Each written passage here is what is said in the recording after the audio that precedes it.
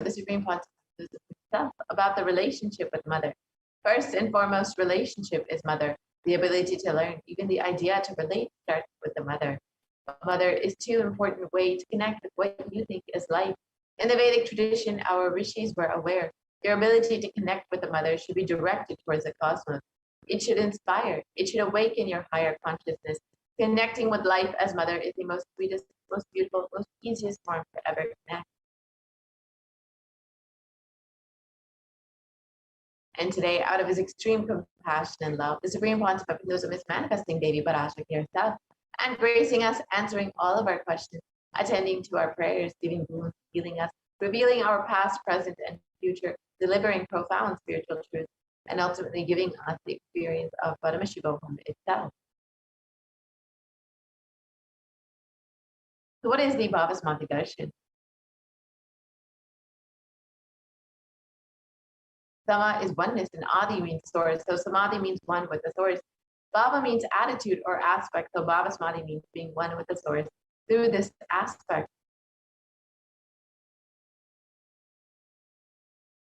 Darshan means to have a glimpse of. In the Vedic tradition, it is used to describe the moment we behold a deity, an avatar, a saint, or an enlightened being as distinct to being it cleanse the karmas of lifetime and create a deep, lasting transformation in the receiver. Darshan is the powerful, super conscious vibration that is present around an avatar at all times.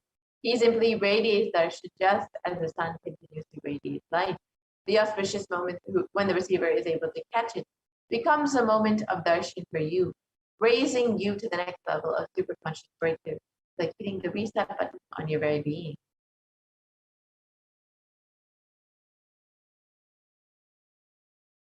Let us understand the science behind the Bhavasmati Darshan. The first thing that you need to know is the divine cosmic beings are real.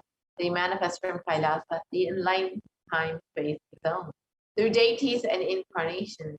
And divine cosmic beings manifest through the Archavatara, the deities in temples, and through the Bhavasmati Darshans in the Nijavatara, the incarnation. The Bhavasmati Darshan is the science of the Nijavatara manifesting Parameshvara consciousness. It is where formless, the being of Parameshvara, expresses through the Divya Sharira, the light body, and manifests as a Nijavatara, the visible form, the embodied form, for us to experience Parameshvara.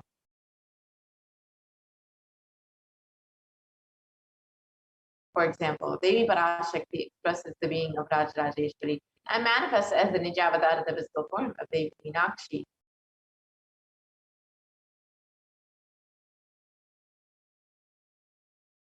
And the Archavatara, the deity, reflects the consciousness and being, manifestation and being of the superconscious energy.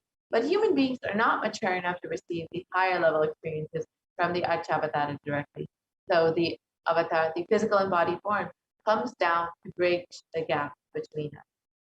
And the Bhavasmati Darshan awakens your Kundalini Shakti, which is the latent potential energy in every human being.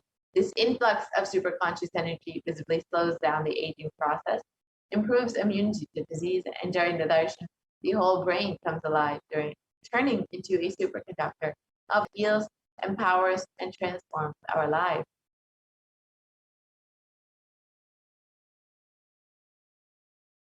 During the Bhavasmati Darshan, our neurons mirror that of the avatar. The mirror neurons activate and process all the observed movements or information of the avatar just by seeing. So the entire body, silently and without moving, receive what is happening elsewhere through a process of direct observation, experiencing the superconscious energy radiated by the avatar. And the Akashic readings are not predictions, they are readings from the cosmic archive. Beyond space, creation and destruction happen simultaneously. In the dimension of time, stars see past, present, and future. And because Akashic records are stored in the Akash of the space dimension, there is no past, present, and future. That is why what you call as happening, yet to happen, are clearly already recorded. So now let us understand who is the Supreme Pontiff of Hinduism. The Supreme Pontiff of Hinduism, Jagadguru Mahasannidhanam, Divine Holiness, Bhagavan Nithyananda Paramashivam, is the reviver of Kailasa, the ancient macrocosmic Hindu civilizational nation.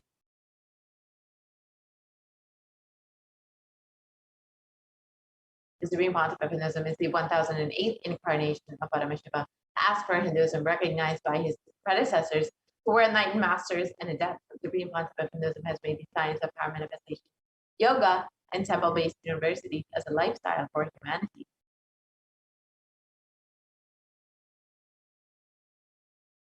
And the Supreme Pontiff of Hinduism is ordained as the 233rd Guru Mahasanitanam of the Kanchi Kailasa, is the incumbent emperor of the Surivamshi Rangi Samrajam, is the present 293rd Jagat Guru Mahasanitanam of the Kailasa, the Shamala Pita Satyajitam, and is the present Mahamandaleshwar of the Mahanirvani Pada, the largest apex monastic order.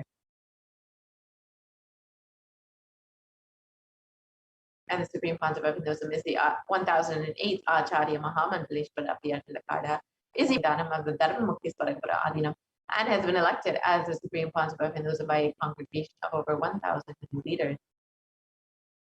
And the Supreme Pontiff of Hinduism is revered as the teacher of Hinduism, the most prolific, most viewed, read, and watched, and has authored over 300 books and 10,000 articles in 3 languages, English, Tamil, and Sanskrit, which have been translated into 50 languages with over 1,000 titles. The Supreme Pontiff of Hinduism has over 20 million copies of books and articles sold, read, and downloaded, and has over 10,000 hours of discourses delivered, and has enriched over 1 billion lives digitally, and is respected as the commentator of all sacred scriptures, such as the Upanishads, the Bhagavad Gita, the Shiva Sutras, the Brahma Sutras, the Yoga Sutras, the Ashtavakra Gita, the Jain Sutras, and many more. And the Supreme Pontiff of Hinduism is honored as the leader of Hinduism. The most awarded, internationally recognized Hindu leader is a reviver of 108 ancient Hindu sampradayas, including the Rudraganyas, Rudras, the Chikas, Bhairavas, Bhairavis, and Sanya, and is the establisher of the largest Hindu university, Kailasa's Nithyananda Hindu University, with satellite campuses in 150 countries. The Supreme Pontiff of Hinduism is the establisher of 1,000 plus Kailasa enlightenment ecosystems, is the founder and reviver of over 100 separate Pitas, and is the collector of the largest Hindu library with over 1 million books, 1 million palm leaf scriptures, and over 20 million digital books. So now with this, we will be entering into the next portion of the program, the demonstration of the extraordinary powers, the extraordinary Shaktis of Paramashiva, Parashakti, as demonstrated by the initiated disciples of the Supreme Pontiff of Hinduism, the Nithyananda Yogis and group of Balasans of the Nithyananda order. So now let us enter into these extraordinary Shaktis, witnessing these extraordinary Shaktis.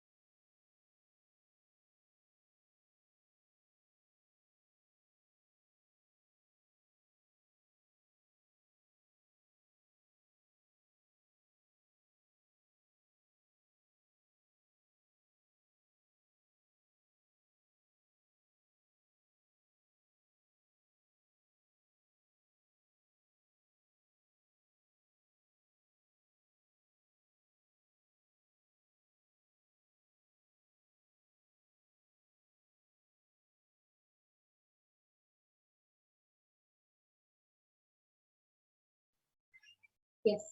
So let us now start the next segment, which is the manifesting of extraordinary Shaktis. So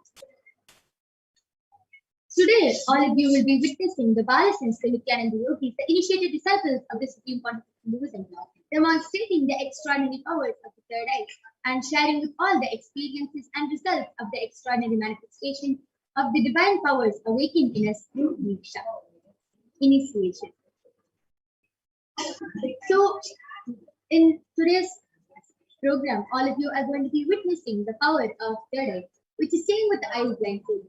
The power of third eye is the third eye is the cosmic browsing center, which is located within the brows, which upon initiation one can effortlessly express powers and see through the third eye just as you would with the two eyes. The next power is the power of body scanning, where all of you, where one awakens the ability of being able to scan other people's body and reveal illnesses, diseases, medical diagnosticians, and not only that, reveal even solutions from the third eye. So, before we enter into this segment, let us first learn what are Shaktis. Shaktis, Paramashiva reveals in elaborate detail that every human being is hardwired to be able to manifest the 463 plus extraordinary Shaktis of Paramashiva, and manifesting powers are described as a system and as a method and a science for human beings to explore the various possibilities and powers and to have access to various states of consciousness. Shakti is manifest from the fundamental cognition and not the pure man in the journey to reach the divine. So, what is the fundamental difference between Shaktis and Siddhis? Shaktis are the powers that express from the space of enlightenment as a side effect of feeling connection with the divine and high integrity with the Guru. Shaktis are the source of enlightenment.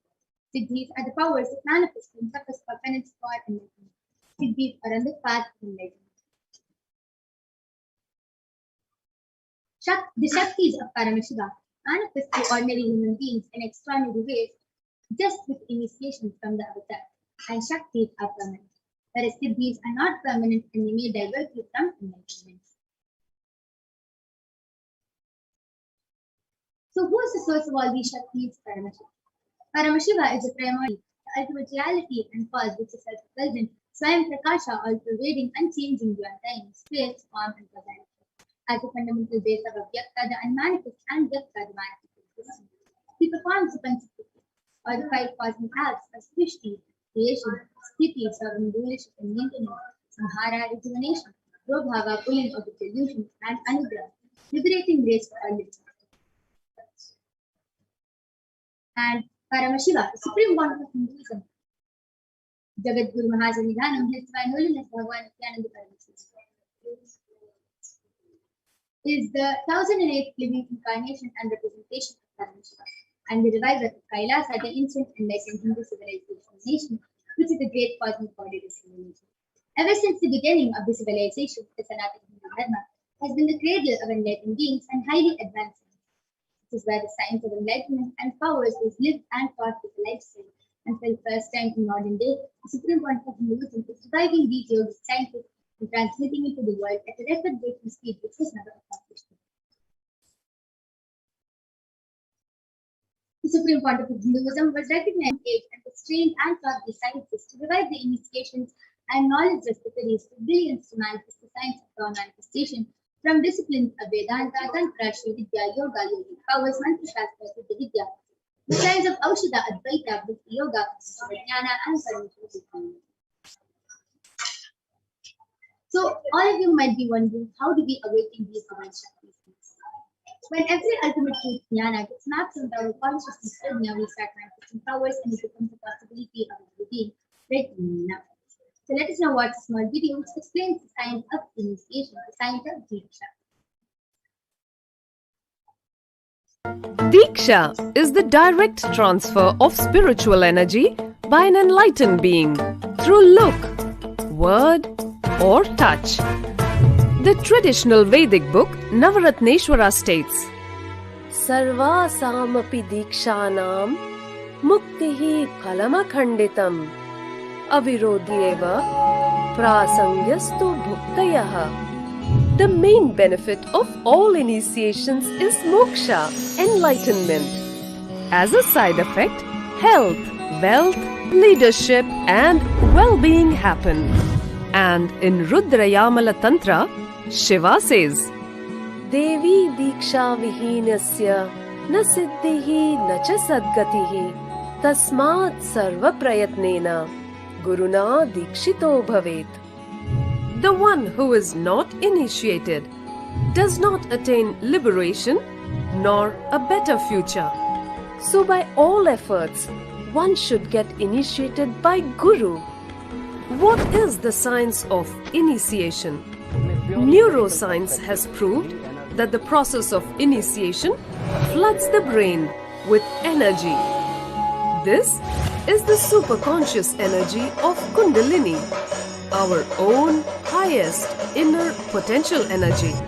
As the Kundalini flows from the thalamus to the cortex, it sets up a powerful energy loop within the brain, which awakens the latent non-mechanical parts which we have never used before.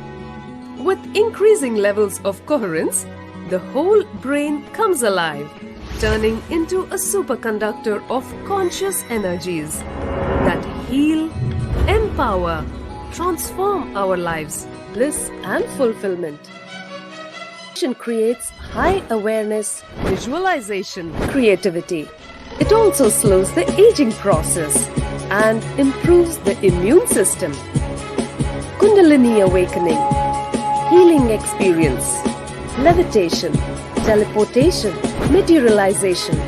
Experience the power of initiation through a range of exclusive programs conducted at the ashram. Nithyananda Dhyanapitham, Nithyananda Nagar, Birdi, Bengaluru. Contact 97422 03311 82774 90091. Visit.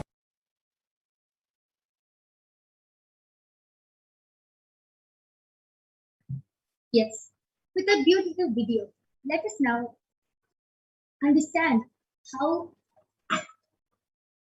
the science of power manifestation is authenticated through the four aspects of evidences of phenomena. The first is the Shastra Pramana, which is the eternal unchangeable truths revealed in the source scriptures. The next is the Apta Pramana, which is the experiences and results of Aptas or the authorities of Hinduism, the Vedic rishis and scientists who have time tested and verified this science. Third is the Atma Pramana, the experiences and results of Aptas or the authorities of Hinduism, the Vedic rishis, the experience of His Divine Holiness Bhagavan Nithyananda Paramashivam. This millennium's avatar's personal experience of power manifestation and last is the Pratyaksha Pramana, or the empirical evidence from observation and scientific experimentation. Let us now listen to Shastra Pramana from the Vijnana Bhairava. Kapalantarmanonyata tishtannilitalochanaha Kramena manaso dadhyat lakshaye lakshyamuttamam. Translation goes, by fixing the mind on the inner space within the crown center and sitting stably without any movement, having the eyes closed in succession, by that stability of the mind and inner space, through the power of the third eye, one directly sees the ultimate goal Laksham by having the vision beyond the sight that reveals any object or place, attaining the space of oneness with the source Paramashiva. Next is the Apta Pramana with Bhagavan Sri Krishna imitates Arjuna in the power of faith. Bhagavan Krishna says, Natumam shakyase drashtum anenaiva swachakshusha divyam dadami te chakshuhu pasyame yogamaishwaram. Translation goes, but you cannot see my cosmic form with these physical eyes of yours. Therefore I grant you the divine third eye. Behold my cosmic opulence. The next is Atma Pramana, where Swamiji beautifully shares in his own words. An outside broke. The whole 360 First experience is that I was able to see everything around me, above me, the whole 360 and outside broke. The first experience is that I was able to see everything around me, above me, the whole 360-degree, 10 direction, below me, everything. I realized not only I was able to see, I was able to feel, experience. I felt that the skin of the stone on rock on which I was sitting and the skin of this body both carry me equally. In both I exist equally. The setting sun, rising moon, the whole Arunachala hill, all the plants, bush, shrubs, trees, everything, everything, everything. Just become so alive. The idea, something is inside,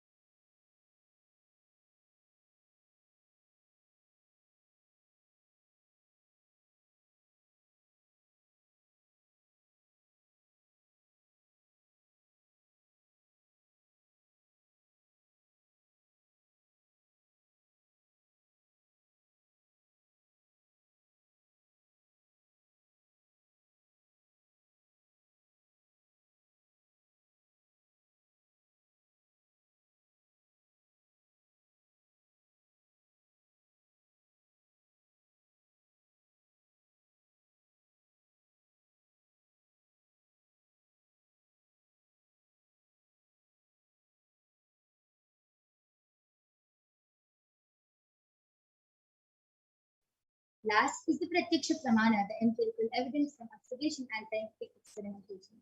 Study measures compare the metabolic cell activity of the brain in the conscious and meditative states of the third eye using the positron emission chromatography, the PET. When doing daily activities, high activity is measured in the brain where the third eye is located, and when in the deep state of samadhi, only the third eye region is active in almost 90% of the rest of the brain. So let us now get ready to witness a very unique and exciting demonstration of our third eye, and we'll be back right after a short break.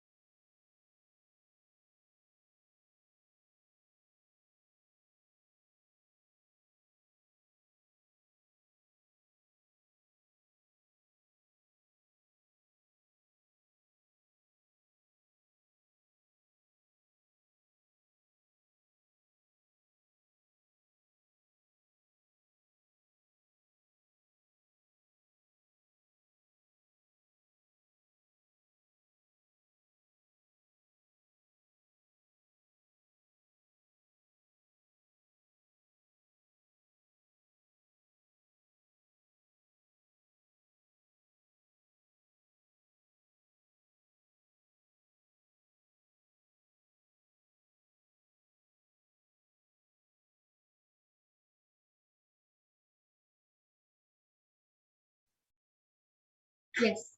So now I'm back with the Balasant of Nithyananda Gurukul Manitya Kaladharananda, who is going to be demonstrating the extraordinary power of third eye to all of you today. So, as all of you can see, we have a board game with us, and all of you can see. And we also have the side view camera. If you can see in front, there is a complete view, and you can see the theme which we are going to be playing.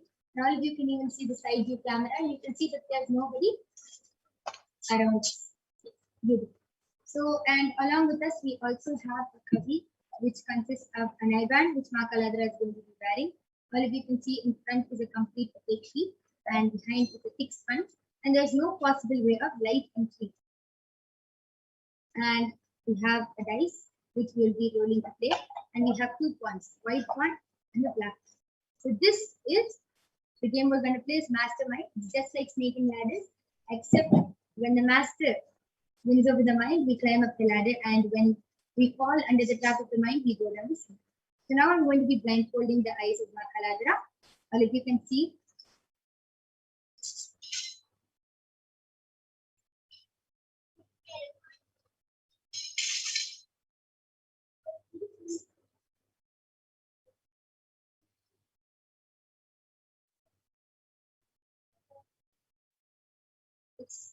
Ma Kaladhara, are you comfortable?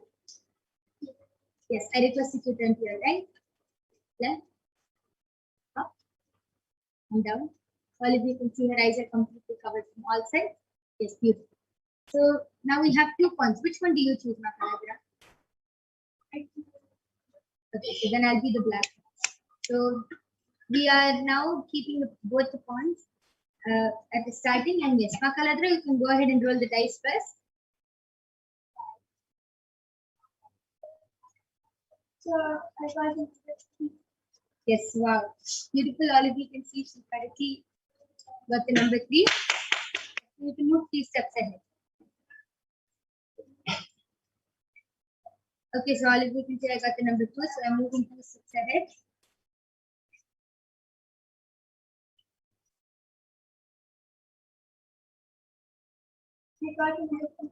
Wow. All of you can see. Okay, I got the number 4, and then move 4 steps ahead. Yes.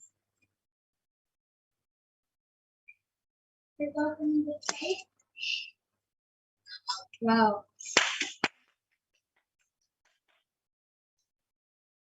So currently, which number are you at, Ma Kaladhara? 10. Okay, beautiful. So I'm also going to go ahead and roll the dice. I again got the number 2, so I'm going 2 steps ahead.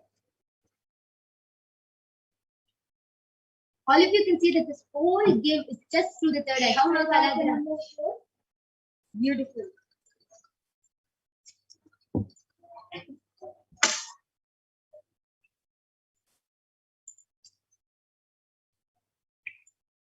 Because I got the number 3, and I got the guru, so I got the master. So I'm going up this ladder, and I'm at 31 right now. Okay, Ma Kaladhara, you can go ahead. You got the number 3.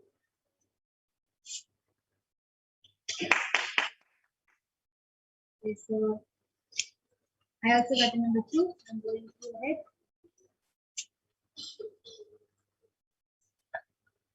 I got the number 2.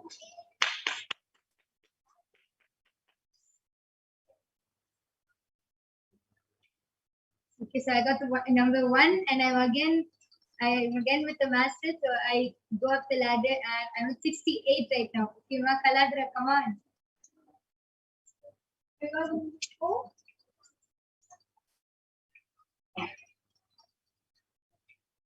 Okay, I got the number 6.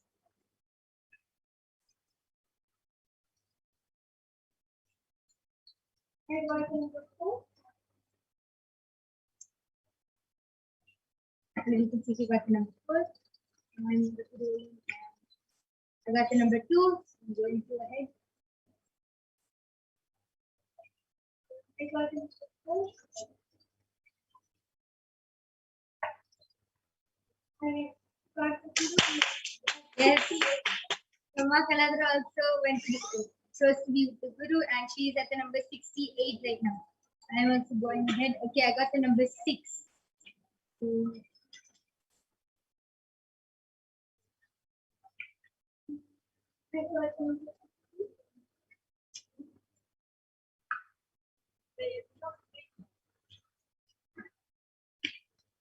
I again got the number 6.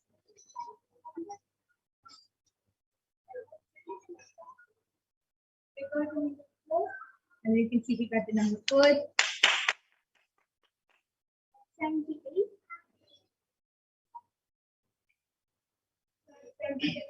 Yes, and I got the number 2, so I'm going to ahead.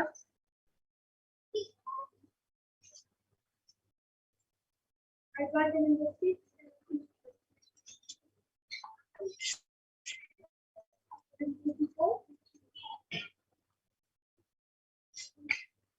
Okay, I got the number 5, so I'm going on to Kaladra.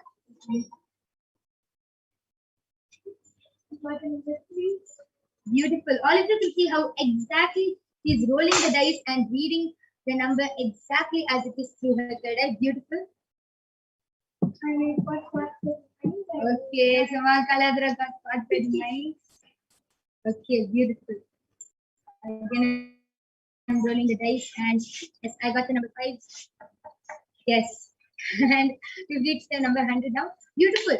All of you saw this. All of you saw how Kaladra was able to see each and every number through the third eye exactly as it was, and all of you saw even in the dice whatever number she was seeing, we were showing it to the camera, and she was able to see everything through the third eye. So one question for you, Kaladra, how were you able to do it? Like, how were you able to see the dice? Did you see the dice as it is, or in black and white, or did you see numbers? Did you see Roman numbers? How did you see it? I saw the numbers. I saw the numbers. Yes, could you be a little louder? I was able to see the numbers in visuals. Like, I saw it in a dark black color as numbers, not as dots. Not as dots. So you saw it as numbers. Wow, beautiful. That is really beautiful, and that is an amazing demonstration of the power of third eye. All of you saw how Kaladra was so beautifully able to play this game of master and mind just through the third eye. Very beautiful. And yes, with this we are now going to be concluding this segment. And we complete with all of you. We are not going to be having the power of body scanning due to the interest of time. And you can definitely join back tomorrow for the power of body scanning, and in fact every day for the power of body scanning at 4 p.m. IST. And you can get a body scanning by the Balasins of the Nithyananda Gurukul. And you can also witness these extraordinary and fun games being manifested through the power of third eye and by the Balasins of the Nithyananda Gurukul. So please do stay tuned for the upcoming segments and join us every day at 4 p.m. IST to witness more extraordinary demonstrations of the power of third eye. So we thank all of you for joining us, and thank you, Nithyananda.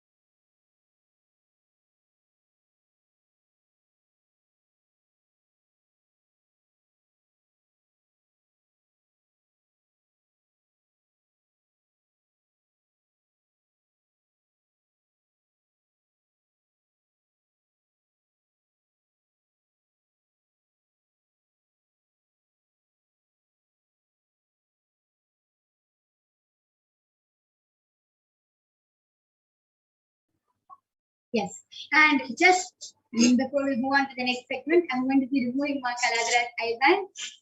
Yes, all of you can see it's completely intact. There's no difference, and in the eyeband there's no difference. It's completely the same. And yes, that is a very beautiful demonstration of Kaladra. So we'll We'll be moving on to the next segment in a few minutes. Please stay tuned. Thank you, Nithyananda.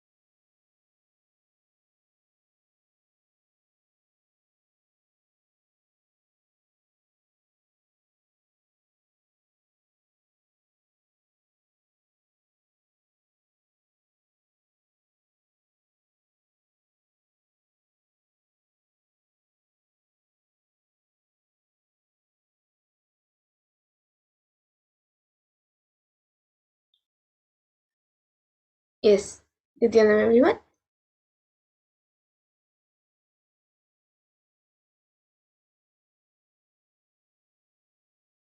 So now, after that wonderful demonstration of the powers of third eye that all of you just witnessed, let us now move to the next segment of this program where all of us will be learning more about Devi Parashakti, the divine feminine consciousness.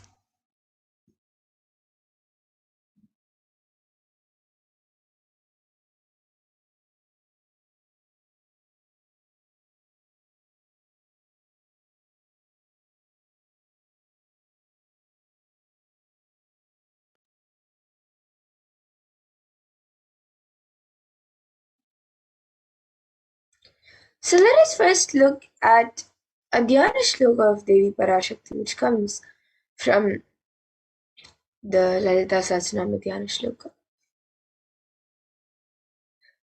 सिन्दूरारुणविग्रहां त्रिनयनां माणिक्यमौलिस्फुरत् तारानायकशेखरां स्मितमुखीं मापीनवक्षोरुहाम् पाणिभ्यामलिपूर्णरत्नचषकं रक्तोत्पलं बिभ्रतीं सौम्यां रत्नघटस्थरक्तचरणां ध्यायेत् परामम्बिकाम्. And the translation for this verse is, the Divine Mother is to be meditated upon, as shining in a vermilion red body, with triple eyes sporting a crown of rubies studded with the crescent moon, a face all smiles, a splendid bust, one hand holding a jewel cup brimming with mead, and the other twirling a red lotus.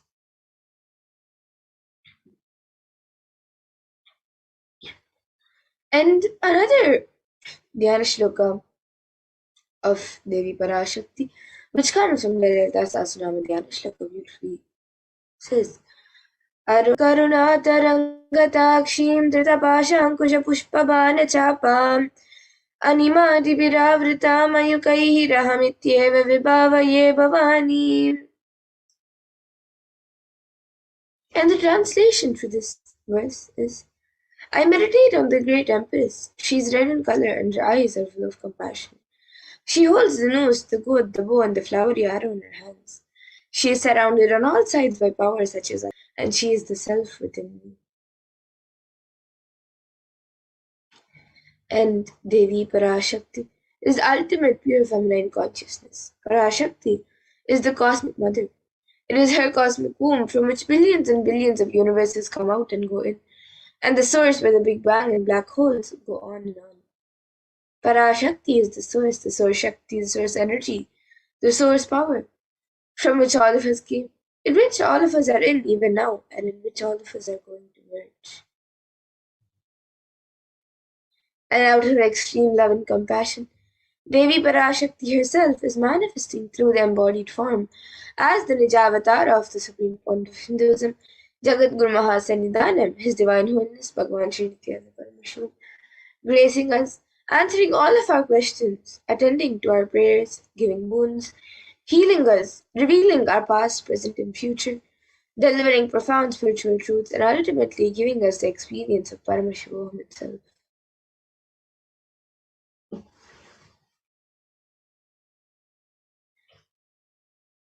And Devi Parashakti beautifully says, raising as Omkara, expressing as Vedas and Agamas, blossomed as Shrimkara, filled as Parashodasi, living in 40 triangles, the Kailasha Swamini who is in Kailasha, Sri Parachintamani, Parashodasi, sitting as part of Paramashiva, Parameshwari, who rules the world, Paramashakti, Manonmani, Meenakshi, as Nithyananda I took Nijavatara here, to give good boons to everyone, to bestow all goodness.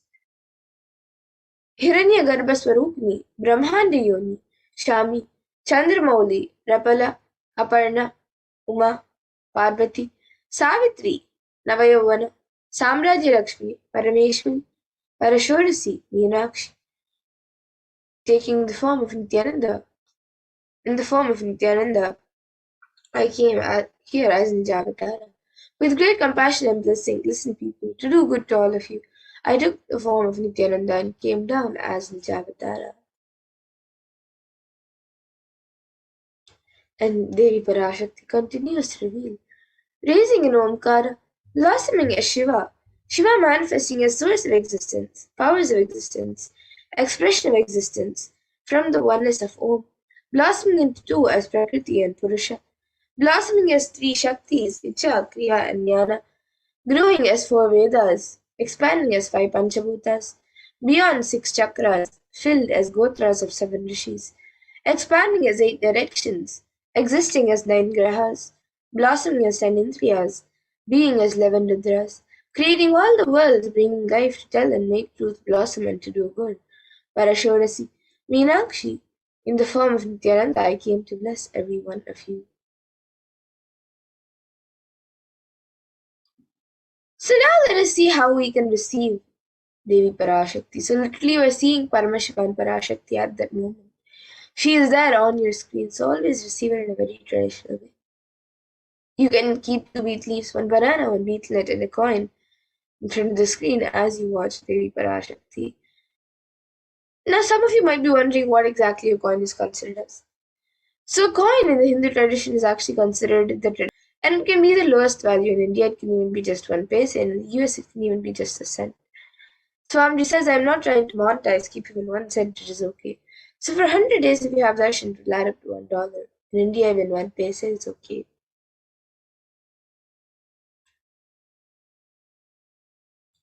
And you can offer that to Devi Parashakti.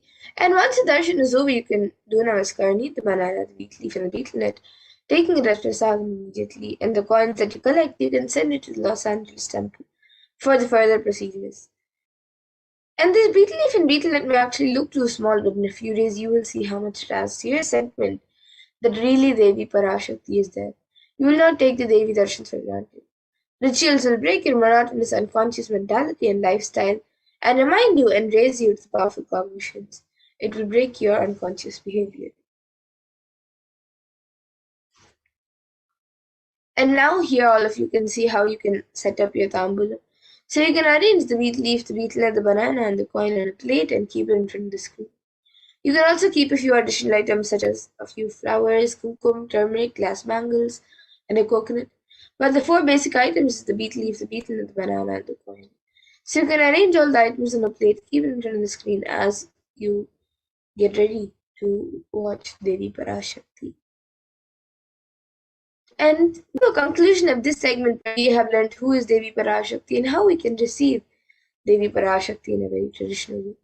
So now there is more to the next segment of this program where all of us will be learning what exactly Devi Parashakti has revealed in the Akashic readings on all the various problems, the cause and the solution for all the various problems that the world is going through today, and what is the solution for it. What Devi Parashakti has revealed in the Akashic readings as the cause and solution for it, and how important it is for us to follow what Devi Parashakti has revealed. We will be learning in the next segment. So please stay tuned for the next segment and we will be back after a short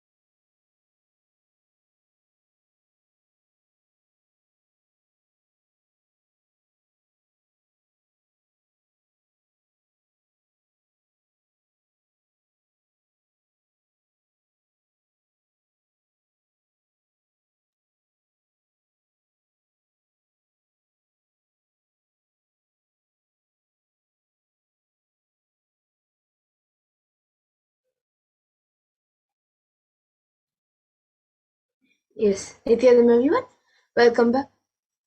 So now, in this next segment, we will be learning about what Devi Parashakti has revealed in the Akashic readings about the Padayatra.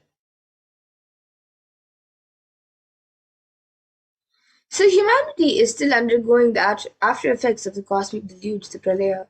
Thousands of deaths due to the global pandemic and emerging fungal epidemics, along with record numbers of natural disasters, have taken a huge toll on humanity's physical side, leading to an increase in poverty, malnutrition, depression, and mental health issues.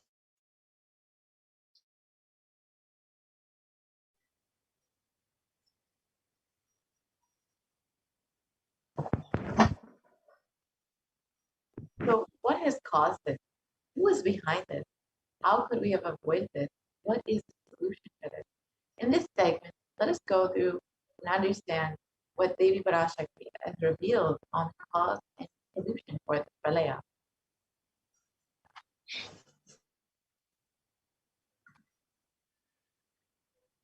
So all of us know that during this time, Yes, there have been over 4.4 million deaths across the globe due to COVID-19, and this number of total confirmed cases has crossed well over 220 million.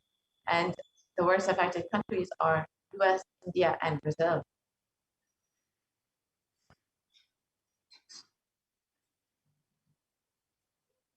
and the number of COVID-19 in India itself, in India alone, the number of COVID cases is 29 million plus, 29 million plus, and the number of COVID deaths is 374, much more than 374,000 right now. And the number of people fallen into poverty since 2020 is 75 million plus.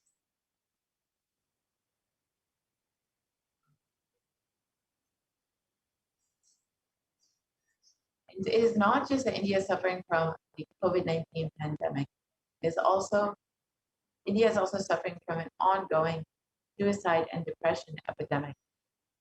India is considered to be the sixth most depressed country in the world, with 6.5% of the population suffering from some form of mental illness, and with a suicide rate of 10.9 for every 1 lakh people. And the average suicide rate in India is highest among the age group of 15 to 24-year-olds.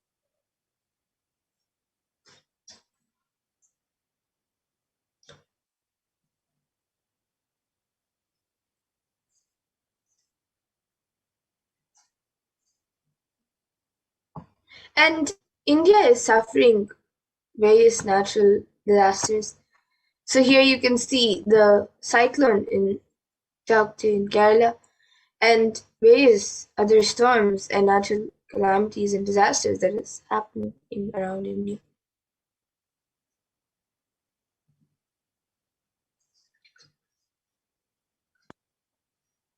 So how could we have prevented this?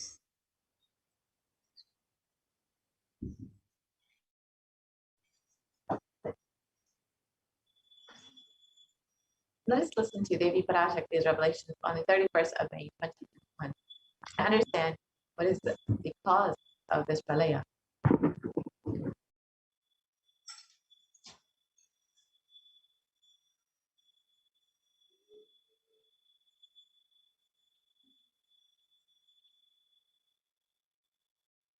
இரண்டாயிரத்திருபத்திரண்டு வரை India செல்ல வேண்டாமா என்று கேட்கின்றாய். நன்றாய்த் தெரிந்துகொள், சொல்வதைப் புரிந்துகொள்.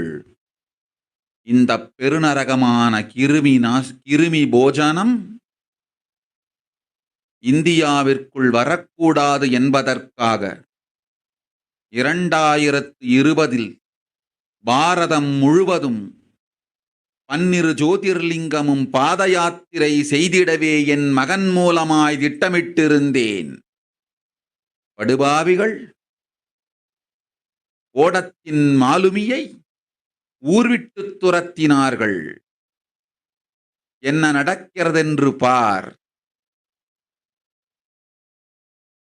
முறையாக கையிலாய நாட்டின் தலைவனாக நிறை மரியாதையொடு நல் மதிப்பொடு என் நிஜாவதாரம் நித்யானந்தன் திருவடி மீண்டும் பாரதத்தில் பட்டு பாத யாத்திரை செய்த பிறகு மட்டுமே நீ அங்கு செல்ல வேண்டும். அதுவரை உன்னை காத்து செல்லாதே.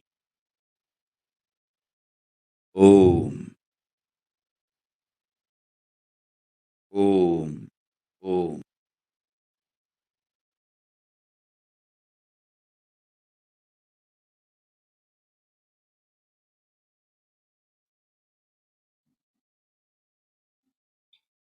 Yes.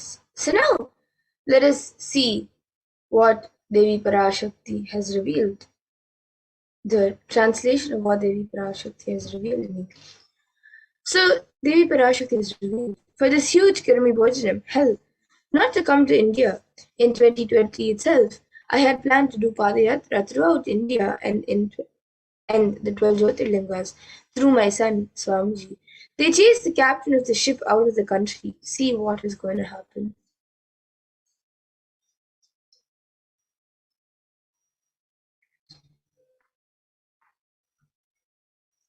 So now, let us watch a video where the Supreme Point of Hinduism revealed the vision of the Padayatra in 2017 itself.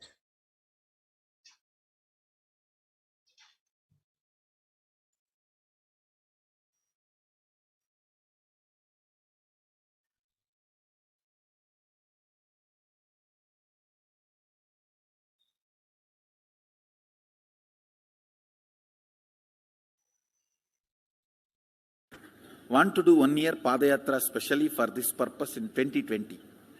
2020, planning for a full year. I'm going to walk from Rameshwaram to Amarnath. 1 year with 10,000 people, just walking all over India to spend time with people. 2020, there will not be any program other than Padayatra and just spending time with people. Just walking.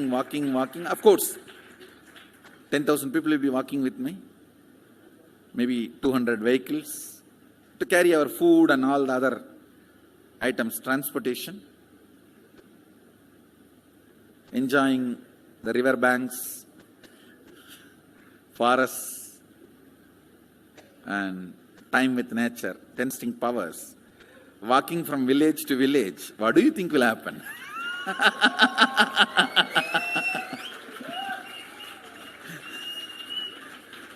The scene of Buddhism spreading will be repeated now. How the Buddhism spread. 10,000 monks walking from village to village, what will happen? That's only monks. Here power manifesting 10,000 people. The whole village will be manifesting powers. Just want to enjoy India and let India enjoy me. So planning for next year Kumbh Mela 2019, next year January Kumbh Mela. Before that, all the Balalayam, everything. Balalayam is going to be like the same structure outside with one stone tower, gold coated. It will be something like a 40 to 50 feet tall stone tower and 5 Rajagopurams, which will be something like 120 feet. This will be the Balalayam. And after the Mulalayam is built, this Balalayam will serve as a Utsava Murti Sannidhi, where the Utsava Murtis will be worshipped, Archanas. See, in the main temple, there will not be any Archana or anything, because just for Darshan itself, there will not be time. Like Tirupati, you can only have Darshan and Arti, the camp for Arti. No other worship is allowed in the main temple. Because 12 Abhishekam is going to happen, 12 Kala Abhishekams. So continuously the rituals will be going on. People can have only darshan. They will not be able to involve themselves in any ritual. Other than darshan, nothing else will be allowed. So all the archana, all the other offerings, like people will offer the archanas and other Everything will be done, which will be kept in the Balalayam, the present Balalayam, present structure. So people can spend time here. That will be more like a main darshan. This will be like energy darshan, where you can give letter, get response. So by next year, the Balalayam will be ready. So 2019 full year, I will be conducting the programs and everything. 2020 will be the one full year Padayatra, walking. From next year, Jayanti, means 2019's Jayanti to 2020's Jayanti. Full year, Jayanti to Jayanti will be Padayatra. Before that, we will make 10,000 people power manifestors. It will be sannyasi, brahmachari, grihastha, all put together. 10,000 people will be walking. What a scene it will be.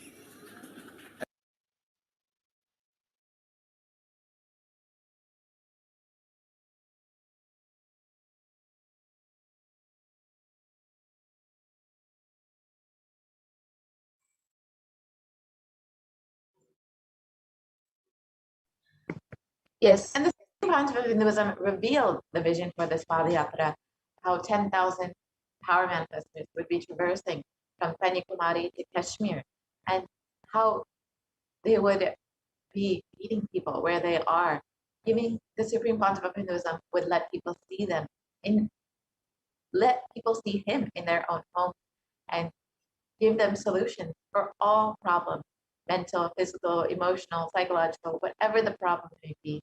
The Supreme Pontiff of Hinduism was ready to be on ground.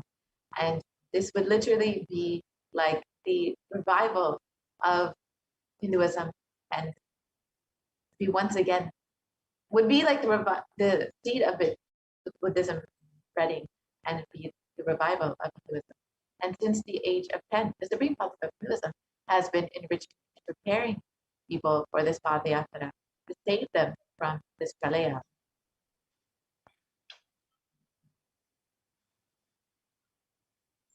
And from that age, the Supreme Pontiff of Hinduism has been enriching and initiating masses into enlightenment through his powerful discourses, initiations, and darshans.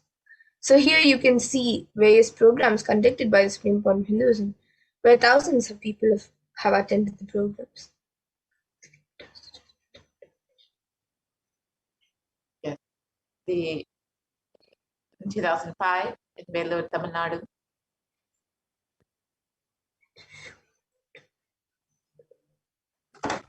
And here you can see the program in Rasipuram, Tamil Nadu.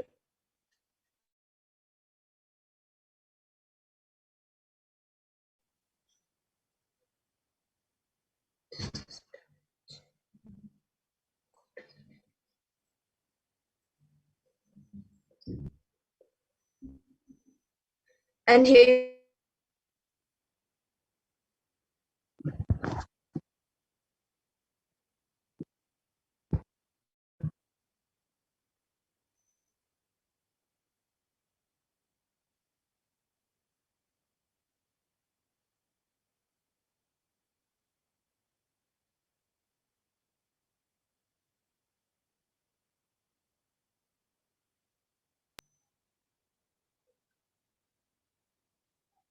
yes, we apologize for the technical glitch.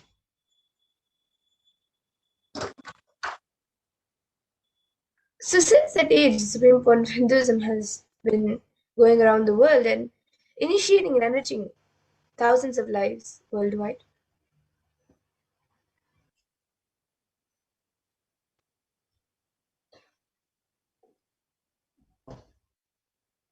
And here you can see the Nithyananda program. And then the birthday celebrations at Tirunelveli.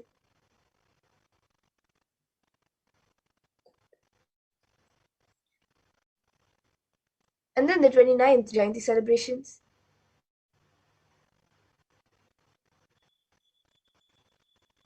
And then the Jayanti celebrations where Swamiji was addressing a school in Tirunelveli.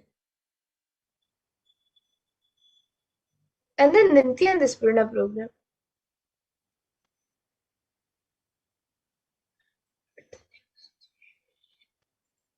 And then you can see the Guru Purnima celebrations here.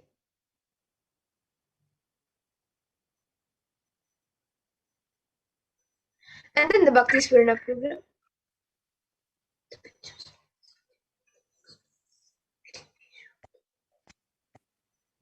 And then here you can see the Dhyana Spurna program.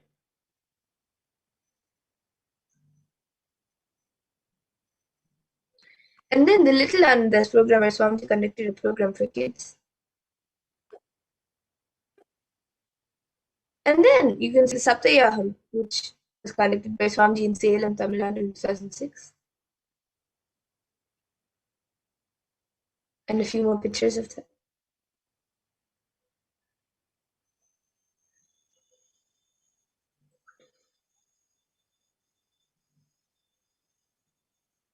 And a few more pictures of the Satyayam that took place in Tamil Nadu.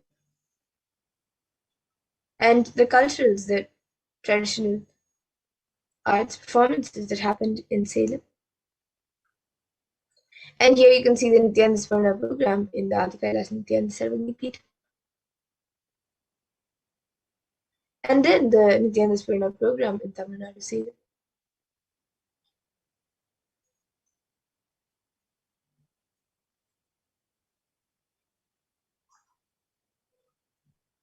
And various programs just like this Supreme Bond of Hinduism has conducted worldwide. However, the anti-Hindu elements have made it really impossible to do the re-energizing process by driving the Supreme Bond of Hinduism out of India. So now let us see what Devi Parashakti revealed as a solution for this on the 31st of May 2021.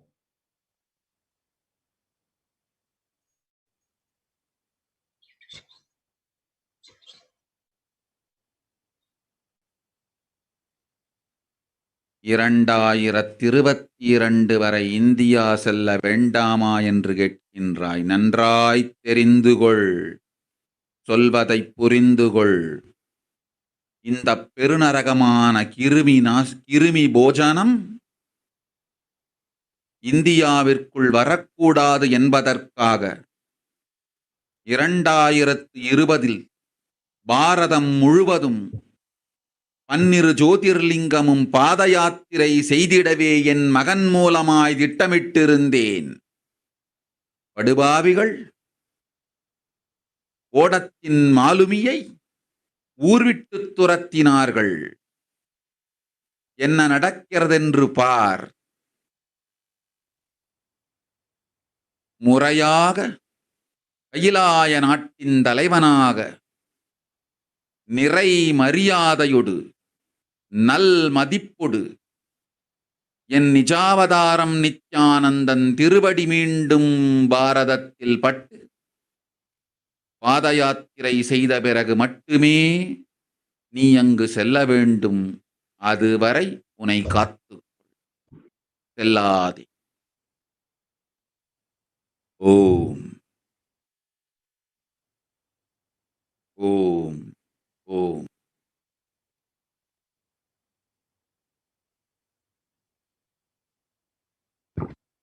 Yes, and Supreme Pontificate of Buddhism, Devi Parashakti revealed the solution for this pralaya to end in India.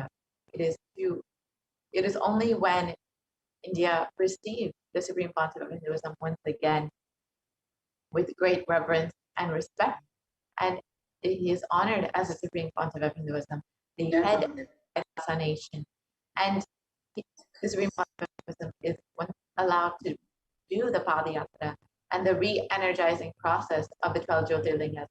Only then will we see an end to this pralaya in India. And as we see so much of destruction, suffering around us, as we look around, we can see what the great rishis of the Vedic civilization had described as this Kali Yuga. So they say that the Kali Yuga is the worst of all the 4 yugas, where man will be his worst enemy. And in the Kurma Purana, Sage Vyasa echoes the Rishi's declaration, and he says, Idam Kali Yugam Goram Sampraptam Pandunandana Tato Gacchami Devasya Varanasim Mahapuram Asmin Kali Yuge Gore Loka पापानुवर्तिनां भविष्यन्ति महापापा वर्णाश्रमविवर्जिता नान्यत् पश्यामि जन्तुर्न मुक्त्वा वाराणसीं पुरीं सर्वपापप्रशमनं प्रायश्चित्तं कलौ युगे.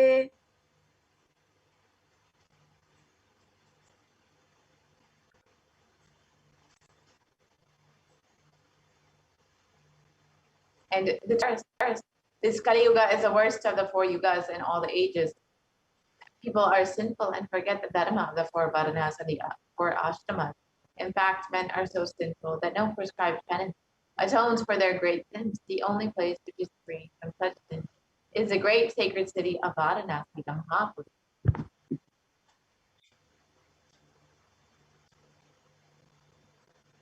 And in the Kurum Purana, it also states that Lord Rudra, Paramashiva himself, is the avatar for Kali Yuga. And the verse says, Brahma Krita Yuge Devastretayam Bhagavan Ravihi Dwapare Daivatam Vishnu Kalam Rudro Maheshwaraha. And the translation of this verse, Brahma is the presiding divinity or Devata for the Krita Yuga, the first cycle of time. In the Treta Yuga, the second cycle of time, it is Bhagavan Ravi, in which appeared Sri Rama. In the Dvapara Yuga, the third cycle of time, the presiding divinity is Vishnu. And in the Kali Yuga, the fourth cycle of time, the current age, the presiding divinity, the avatar, is Rudra, Lord Maheshwara, Mahasadashiva himself. And on the 22nd of January 1978, out of his deepest compassion to protect humanity, Paramashiva descended into the human form in the Nijavatar of the Supreme Point of Hinduism, Jagat Guru Mahasannidhanam, His Divine Holiness Bhagavan Sri Nithyananda Paramashivam.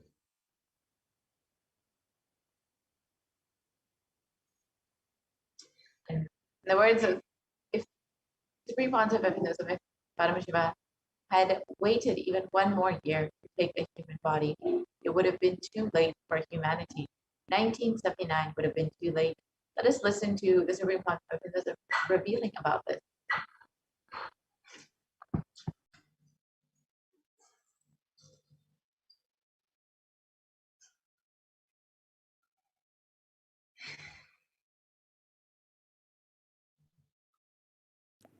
And I tell you, O Hindus, don't be afraid. I am back with the same science. We are going to be rich.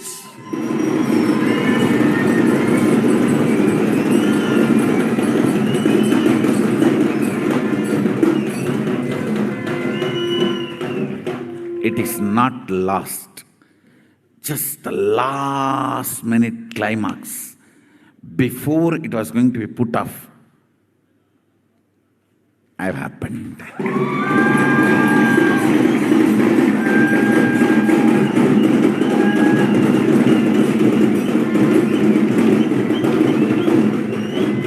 (1979) would have been late. 1979 would have been late. If I had time, I would have sent only ambassadors. Because no time, I have to get up and come directly.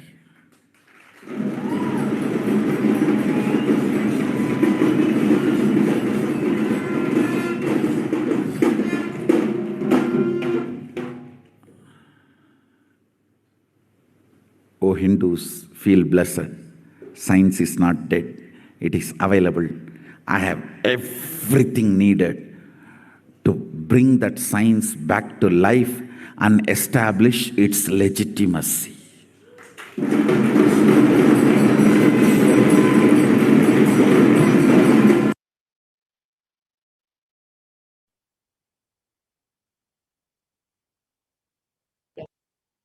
The Avatar's advent on planet Earth was to protect the world from this great cosmic deluge, to bring the new age, the Sat Yuga. Let's now watch Supreme Pontiff of Hinduism, Devi Parashakti, revealing about this.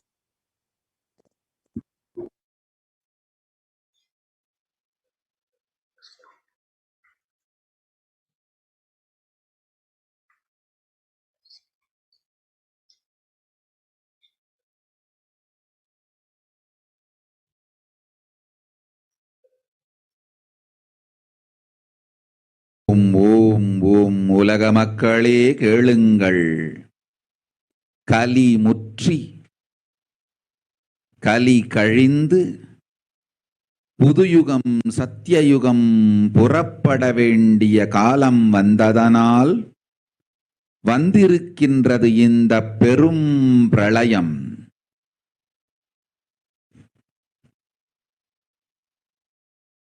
கவலை வேண்டாம் மக்களே.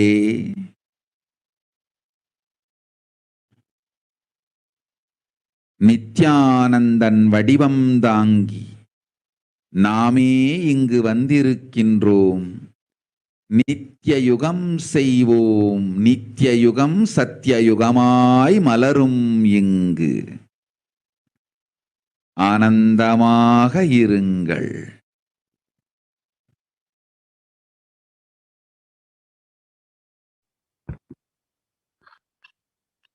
Just look at the translation of Devi Parashakti's revelation. People of the world, listen. Kali Yuga has matured, and over time it has come for Satya Yuga to happen. So this great pralaya has come. Don't worry, people, in the form of Nithyananda. I myself have come here. I will make Nithya Yuga. Nithya Yuga will blossom as Satya Yuga. Be blissful.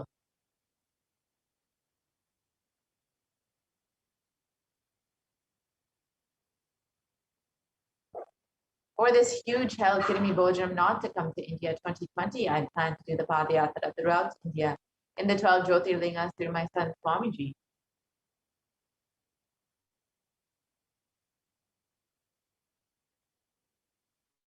And the Supreme Pontiff of Hinduism has been preparing for this Padayatra to protect humanity from the age of 10.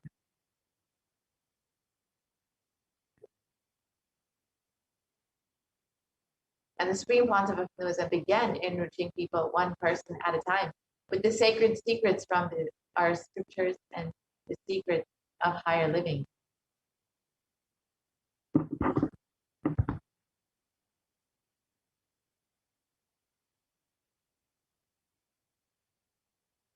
And even as the Supreme Pontiff of Hinduism was just a teenager, all his classmates remember the yatra where the Supreme Pontiff of Hinduism led them from Kuriyatam, Tamil Nadu to Tiruvannamalai, the birthplace and of the Supreme Pontiff of Hinduism, and a huge pilgrimage site.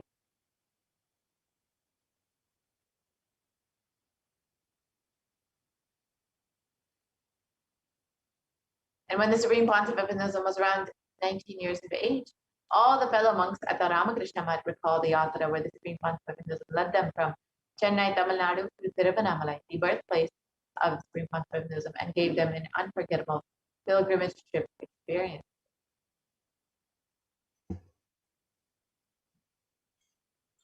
And the Supreme Pontiff of Hinduism continued walking the length and breadth of India, reaching more and more people and preparing each one until the Supreme Pontiff of Hinduism founded the international mission, the Nithyananda Sangha, to revive Kailasa internationally on the 31st of December 1999.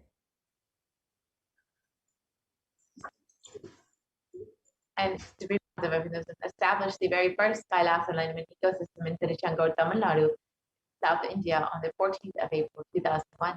You can see the Supreme Pontiff in this photo on the inauguration day at the age of just 23 years old. And in 2003, the Avatar continued his Vijay Yatra all over the world to enrich people from all backgrounds. And the Supreme Pontiff of Hinduism's intensity and dedication for the people, even among crowds of thousands who don't understand English, the Supreme Pontiff of Hinduism's voice resonated deeply, and his presence moved each one here. And in 2004, the Avatar led his disciples on the first Himalayan Yatra, visiting temples, delivering satsangs, and initiating them into superconscious breakthroughs.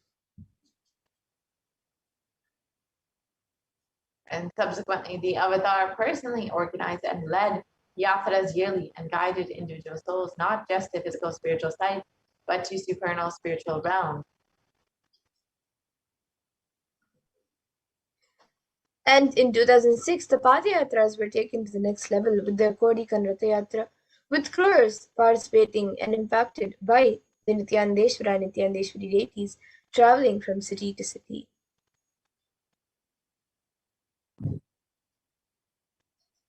So now let us watch a short clip of this Kodikan Rathayatra in 2006.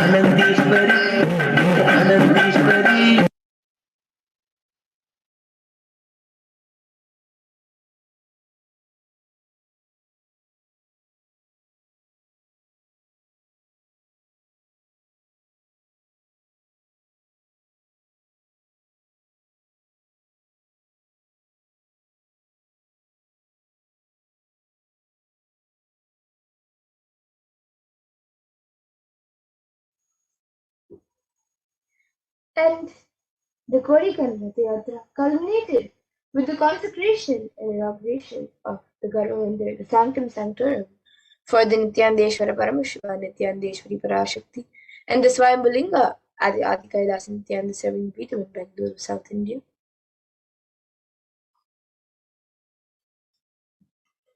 And the deities were energized as Archavataras to radiate the energy of Paramashiva and Parashakti to create the Adi Kailas Sarvagnapeetham as a ship to save humanity from the upcoming Pralaya. And the Supreme Point of Hinduism created innumerable spiritual energy centers in India as safe havens during the Great Deluge. So here you can see pictures of the Kailas and Tiruchenkoil, the Adi Kailash Sarvagnapeetham in Bangalore, and the Kailas in Hyderabad. And in 2008, the Avatar also created an energy Sarovar, the Ananda Linga, which will protect anyone who bathes in its waters from the deadly COVID-19 disease. So now let us watch a short video of the Abhishekam happening to the Linga in Vaidya Sarovar, the Ananda Linga.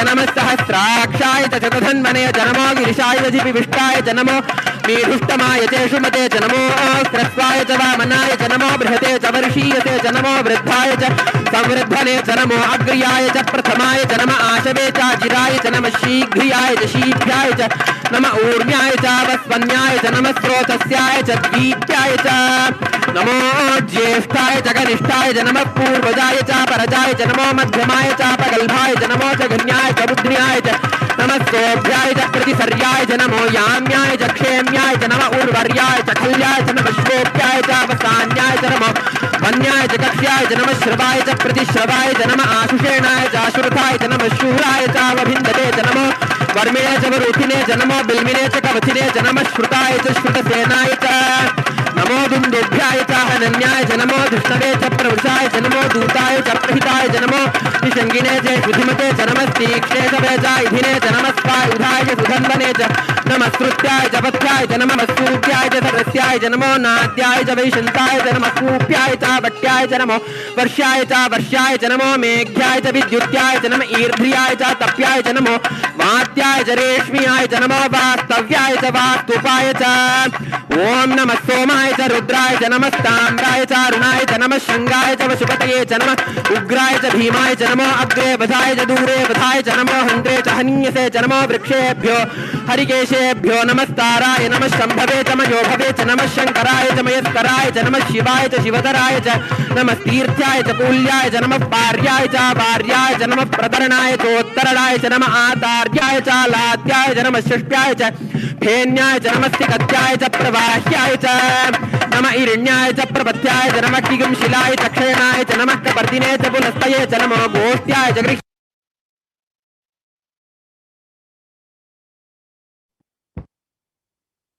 And in 2009, the Avatar held another Gaurikan Ratha Yatra and garnered international attention, creating a movement where lakhs of Hindus once again embraced Hinduism.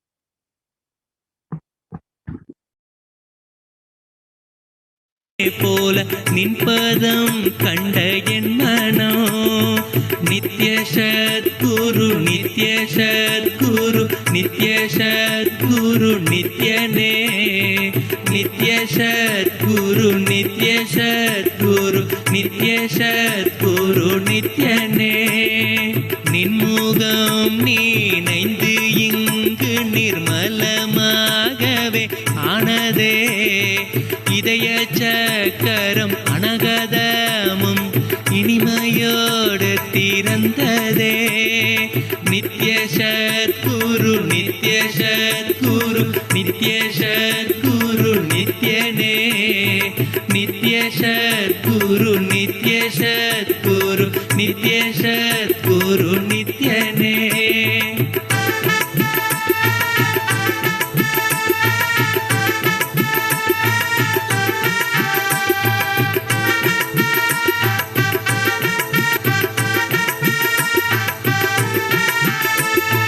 மற்றவர் கண்டு மறைகள் எல்லாம் கழன்று விசுத்தி அதுவும் அசுத்தியாய் பொறாமையோடிங்கு ஏக்கத்தோடப்பா புண்ணியம் எல்லாம் போனதே எரிந்தவயிரும் ஏக்கமும் சேர்த்து விசுத்தி அசுத்தியானதே விசுத்தியை தீர்க்க விமலனின் பதம் விரைந்து இங்கு வரவேணுமே நித்ய சத்குரு நித்ய சத்குரு நித்ய சத்குரு நித்யனே நித்ய சத்குரு நித்ய சத்குரு நித்ய சத்குரு நித்யனே ஆமை பூகுந்த எண்ணகந்தினை பொறாமை பூகாது காக்கவே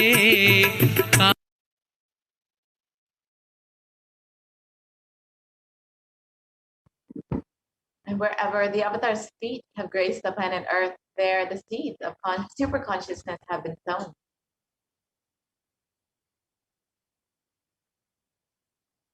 With 1,000 plus Kailasa enlightenment ecosystem around the world, over 1 billion people have been enriched and enriched by the Avatar.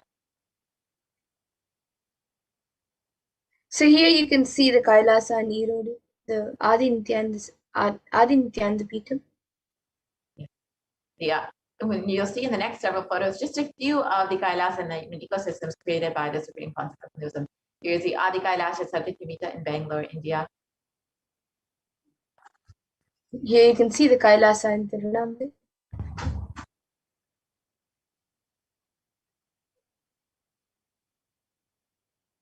The Kailasa in Columbus, Ohio. And here you can see a few more pictures in Columbus, Ohio, established in 2007. The Kailasa in Los Angeles.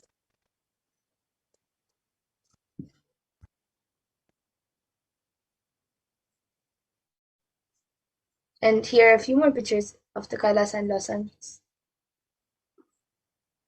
The Kailasa in San Jose.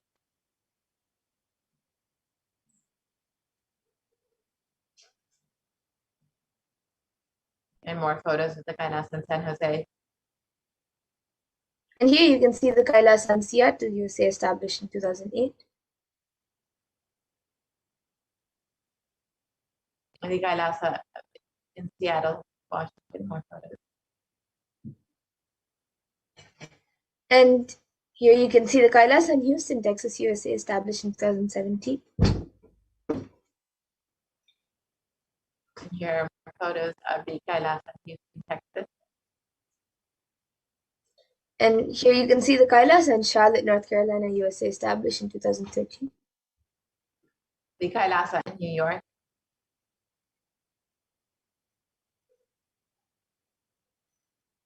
Here you can see the Kailasa in Washington, D.C. The Kailasa in Toronto, Canada.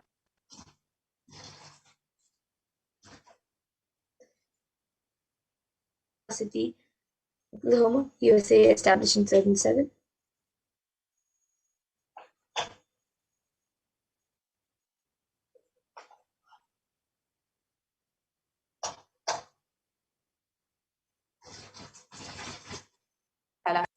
Arizona. And here you can see the Kailasa in St. Louis.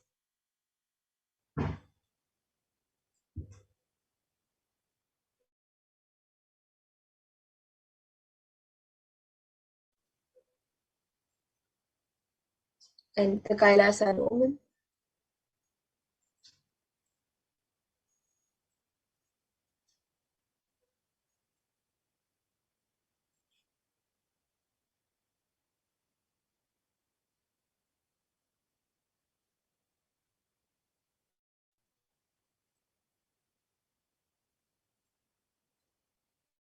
And here you can see the Kailasa in London, UK.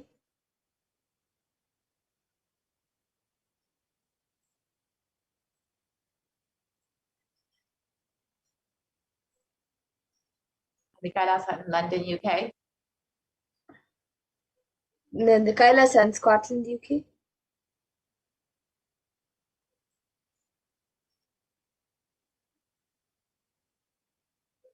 The Kailasa in the Netherlands. And here you can see the Kailasa. The Kailasa in Belgium.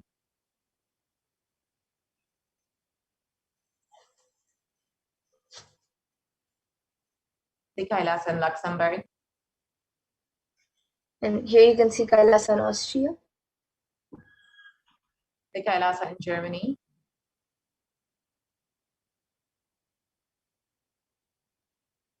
And here you can see the Kailasa in Italy. The Kailasa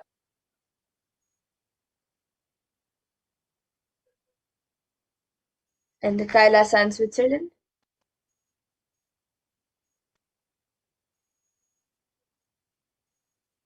The Kailasa in Switzerland. The Kailasa in Mauritius.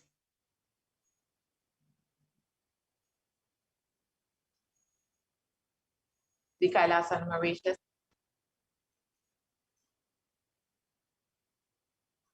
And the Kailasa in South Africa. The Kailasa in Salem, in Tamil Nadu.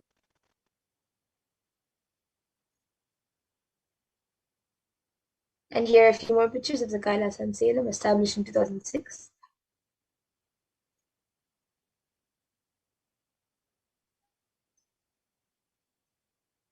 The Kailasa in Hosur. And the Kailasa in Putnam.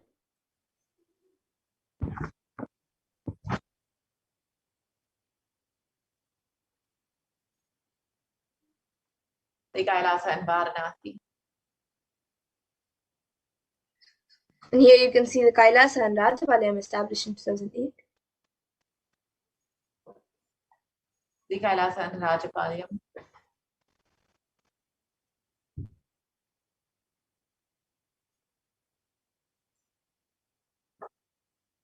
And here you can see the Kailasa in Hyderabad.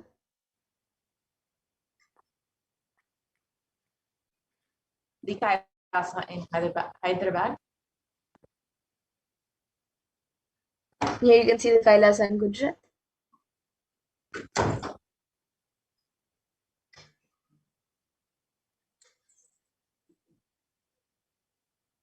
And the Kailasa in Tiruvangir.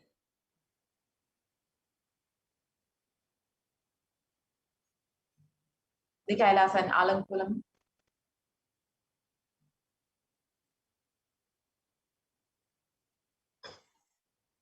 Then here you can see the Kailasa in Chennai, Tamil, India.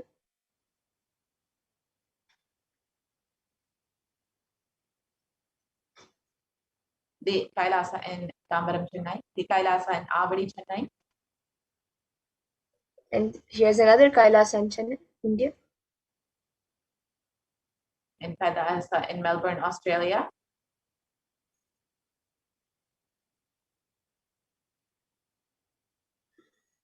And here you can see the Kailasa in New Zealand.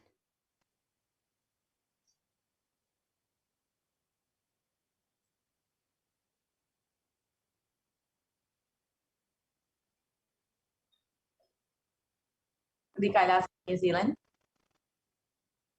Kailasa in Singapore. And you can see now the Kailasa in Kuala Lumpur, Malaysia, established in 2008. The Kailasa in Guadeloupe, South America.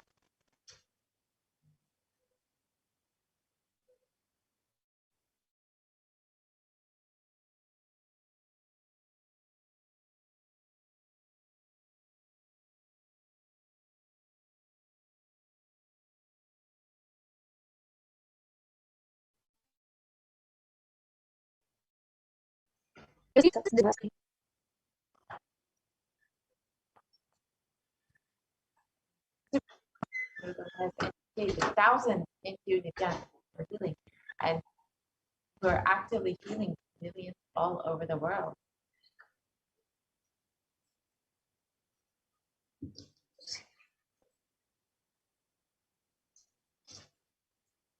And 2,500 plus satsang centers and Padaka mandirs and home temples operate around the world as de facto spiritual embassies of Kailasa.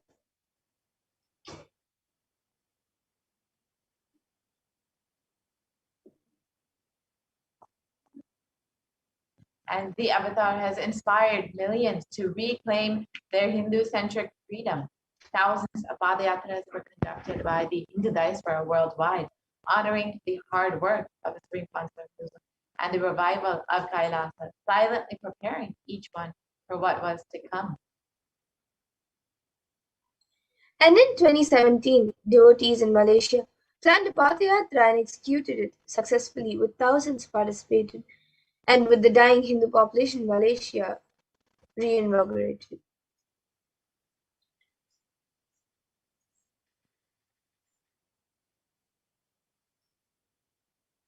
And for every major festival, devotees from all over the world have performed the Padayatra out of their sincere devotion and love for the avatar.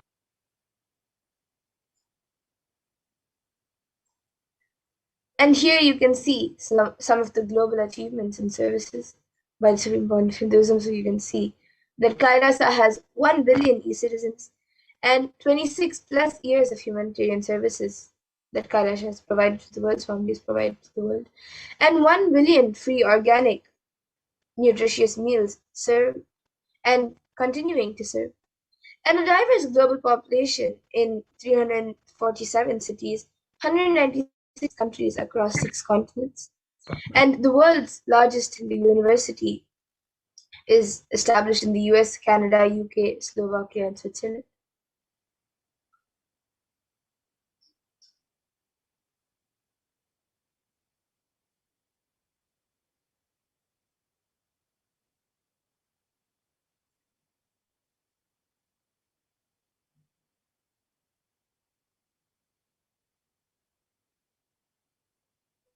And Kailasa is the world's greatest digital Hindu nation with over 1 billion views.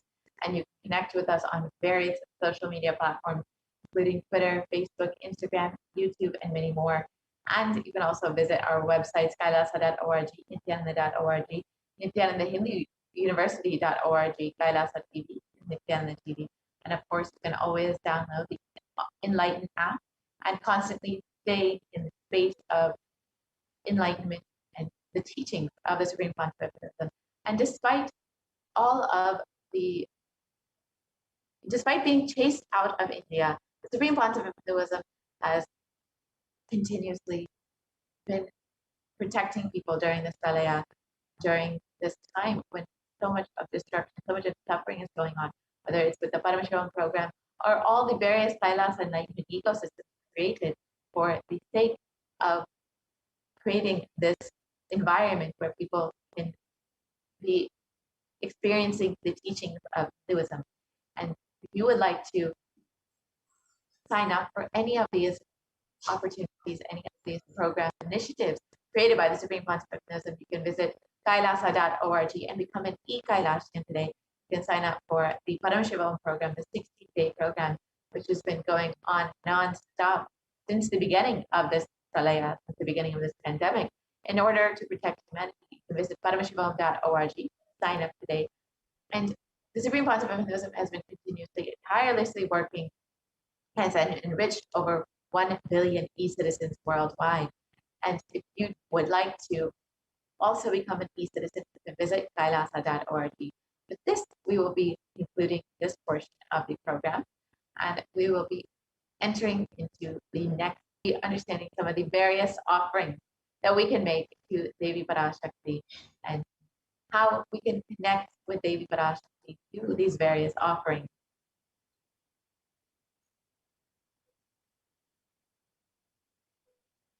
And the Supreme Pontificate Buddhism has also had many numerous global initiatives in the fields of holistic health, education, and the development of human potential. And all of these have been increased since the beginning of this pandemic, with more and more online e-gurukulas being opened, more free food being delivered, and more health healing opportunities being available despite this ongoing pandemic. And you can avail all of these benefits of the Supreme Pontificate Buddhism that the Supreme Pontificate Buddhism has been offering to the world by visiting kailasa.org and signing up to become an e-citizen of Kailasa. So now let us enter into this next segment, the offering segment. And an offering is just a small token of your love and gratitude to the divine, just to say thank you, just to say I love you and thank you for happening in my life. Just a small token of your devotion. So you can stay tuned for this next segment where we will understand some of the various offerings that we can make.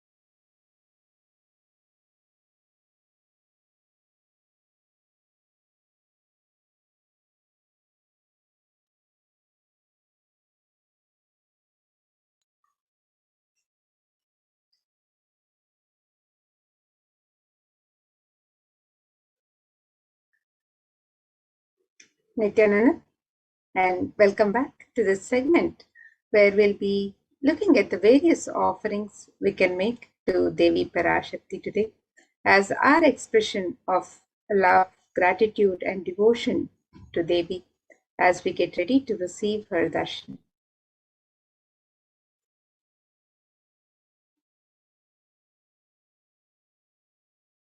In the Hindu tradition, the offering is a pure gift of love, devotion, and oneness. And it is the tradition to make any offering, any token offering that we would wish to offer to the divine when we have the darshan of the divine, when we go to a temple or when we receive the darshan of Guru. It is the tradition that we offer just a little something as a token of our gratitude, of our love and devotion, just to express our sacred sentiments. So it is a pure expression of the sacred sentiments of the disciple, of the devotee for the divine. And the offerings are not made out of fear or greed. And when an avatar lands, the offerings are purely a part of the grand Leela played out only for the purpose of enlightenment.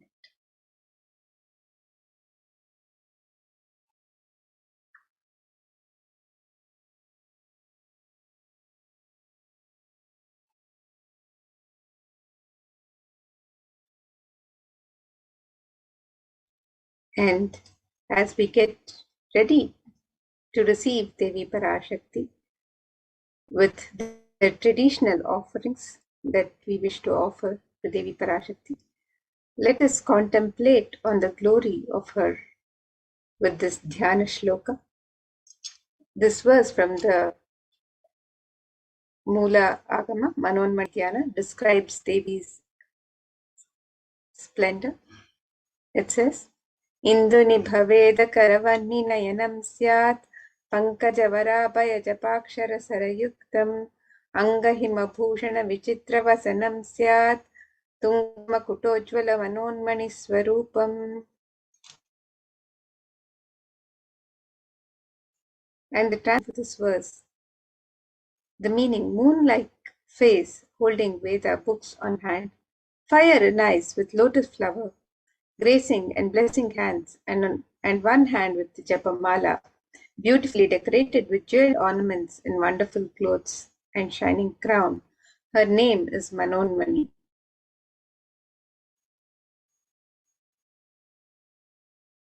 And another verse from the Mulagama Manonmani Dhyana further describes, Dhyayet devim trinetram shashini bhavadanaam vedahastam dadhanam savye padmam varadamapare chapayam chakshamalam divyair abharanair vibhushita tanum brahmadibhi pujitam devimeva manonmanim pratidinam kamarthadatrim shubham.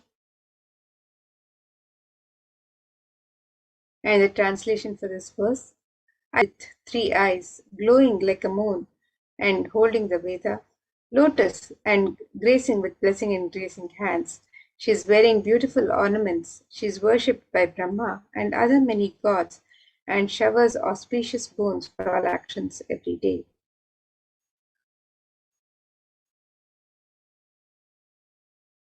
And in the Hindu tradition, the divine element of gold is mentioned in all the Hindu scriptures and is abundantly used in the various worship in the temples and the offerings to the divine. So let us look at the significance of this divine element of gold as described in this verse from the Atharva Veda. This verse describes Treda jutam janmanedam hiranyam agnerekam priyatama babhuva somasyaikyam insitasya parapatata apamekam veda samreta hautate hiranyam chividastra vaibhishe.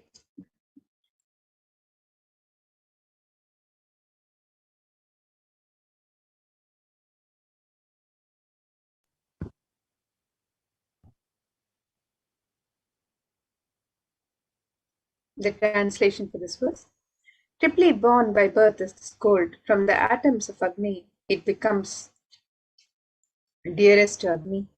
One fell away from the Soma when it was heard. One they call the seed of virtuous and powerful Apa, the watery molecules. Let that triple gold be for your long life. Gold is a divine element in the Hindu tradition. It purifies anything it touches. It is an element of great spiritual significance and spiritual power of healing and enlightening. The vibration of gold has the power to infuse sattva energy and positive thought currents in anyone who wears it and in anyone who sees or operates in its vicinity.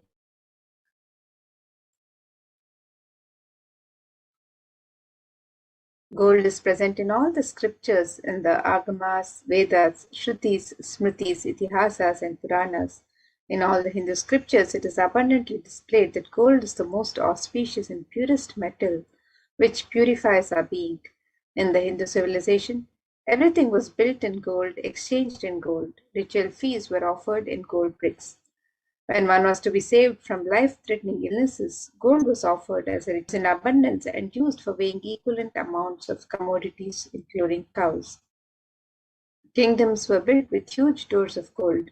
The streets would have huge columns and archways made of gold. Horses and cows were dressed in gold. Thrived on the banks of rivers of gold. Indus River was called Hiranmaya, the river of gold, in Rigveda. The river Saraswati was called Hiranyavartini in Atharva Veda. Gold is the supreme element for offering gifts to the ones you love and revere. Temples are constructed and paved in gold. Deities are made in gold and decked and adorned in gold because it preserves the enlightenment energy for thousands of years and it lasts forever.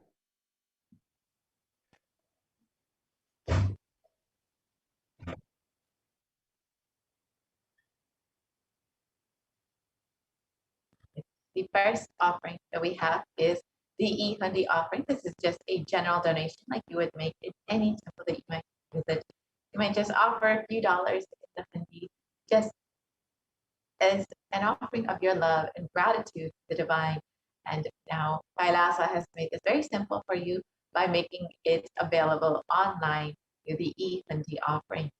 You can offer your love and devotion to Devi Parashakti. And it is stated in this verse that Devi is fond of true devotion and she is realized through true devotion. She can be won over through true devotion and she removes all fears.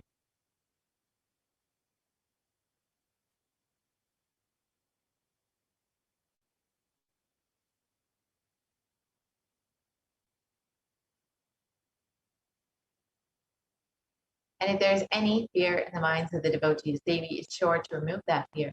It is stated that Devi likes to be worshipped in autumn.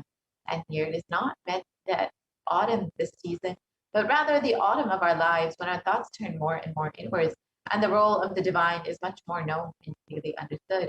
And the need for Devi worship becomes much stronger. And Devi is described as the one who bestows happiness on her devotees.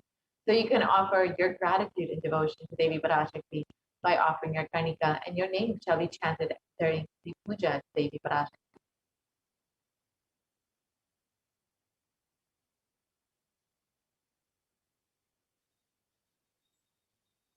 And the next offering is the offering of the Sankalpa chanting, the conscious resolution.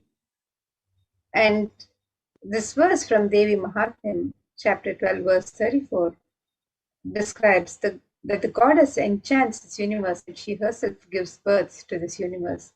That goddess, being prayed without interest in anything, gives the knowledge that leads to salvation and gives wealth in the materialistic sense. Offering of the conscious resolution blesses the person offering with the fruition of all desires and wishes that he is yearning for. So you can make the offering of the Sankalpa chanting, the conscious resolution, to Devi Parashakti today.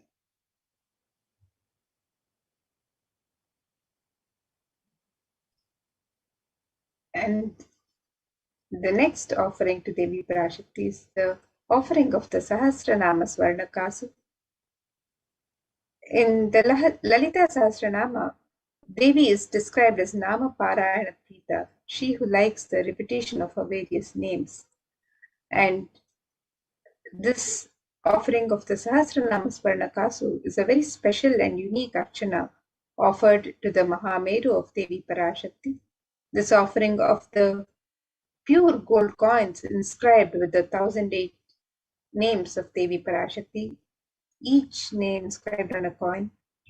And you can make this offering to Devi Parashakti in 3 different denominations, and you can offer any number of coins as you would like to offer. And with each name, the sacred names of Devi Parashakti describing her Ananta Kalyana Gunas, the divine qualities of Devi Parashakti, the devotee is also blessed to imbibe these very same divine qualities of Devi Parashakti herself. So you can make this offering of the Sahasranama Swarnakasu, the pure gold coin inscribed with a sacred name of Devi Parashakti from her 1008 names. And you can make this offering on the website www.kailasamailer.com/saveus.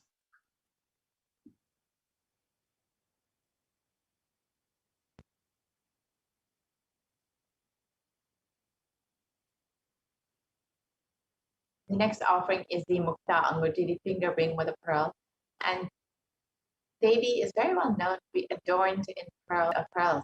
And in this verse, it states, I bow to the goddess Meenakshi, whose crown has garlands of pearls, and the base shining like a full moon, who wears anklets that are studded with gemstones and has small bells, who is shining like the splendor of the lotus, who grants all the wishes, the daughter of the mountain, who is worshipped by goddesses Vani and Brahma. I remain ever bowing to the goddess Meenakshi, the ocean of compassion. And the pearl, of course, represents the compassion of Devi. And when you offer the finger ring with a pearl, you will be blessed with Devi's overflowing compassion and love in all of your business endeavors.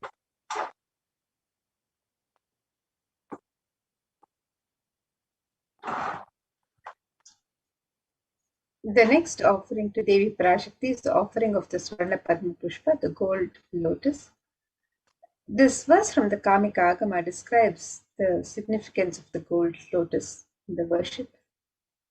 This verse says, Ashtavidyeshwaropeta kumbha varna samyutam sarve sasutra vastradhya hema pankaja bhushitaha sapidhanasaccha kurachascha pakva bilva palaprabha snapanadhyaya samsiddha pramanena samanvitaha. The translation for this verse, it says, all the kalashas should be wound around with a suitable thread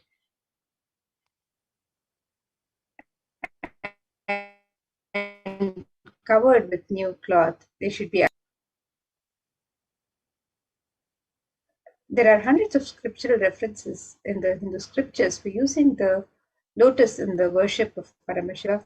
Almost everything in the worship of the ultimate involving the consecration of deities of worship or meditating on the mudras and asanas used during worship involves the lotus flower, the lotus leaf, the lotus pericarp, the lotus petals. The lotus is a divine flower. Shakti of Paramashiva is also called as a lotus. Base of Paramashiva Linga is a lotus. The disciple of Paramashiva is also considered a lotus, one who's about to bloom. So you can make this offering of the gold lotus in any of 3 different sizes as you wish to offer, and be blessed great space, powers, and being of Devi Parashakti in your inner space amidst any and every adverse situations in life.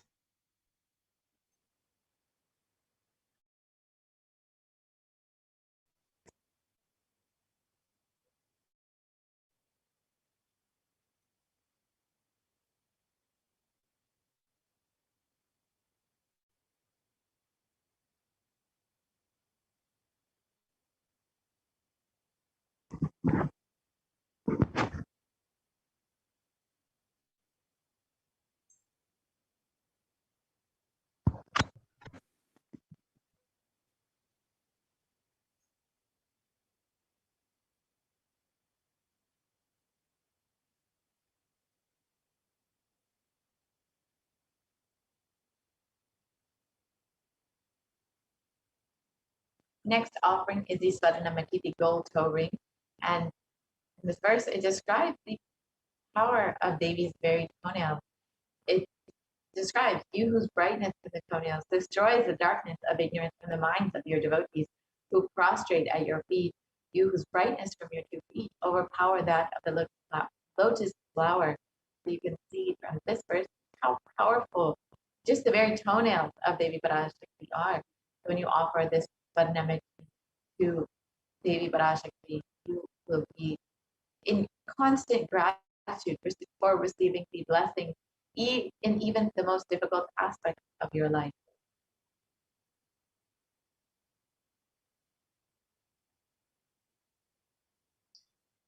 And the next offering to Devi Parashakti is the offering of the Swarna Mangtika, the gold hairline jewelry.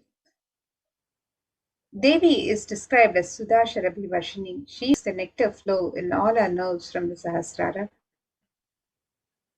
That is she who gives the very pleasant experience of the ultimate.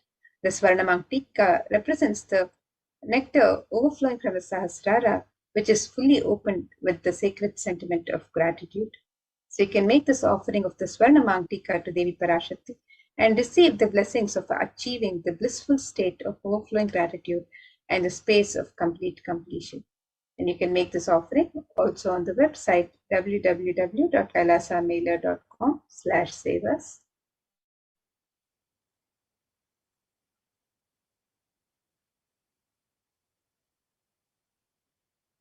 Next offering that we have is the Pratiksha Puja, the most favorite offering of all the devotees and disciples of Paramashivoham, who is manifesting Devi Parashakti for each and every one of you.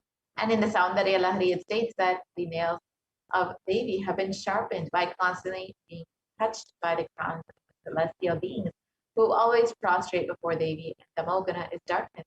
In this stotram, Tamas is indicative of the ignorance in the minds of the devotees, and by constantly prostrating before Devi, their ignorance is removed and they attain the ultimate knowledge. And you can offer this Pratiksha Puja to Devi Parashakti, to Swamiji, who's manifesting Devi Parashakti, and receive the most auspicious and sweetest path to enlightenment to attain the ultimate knowledge.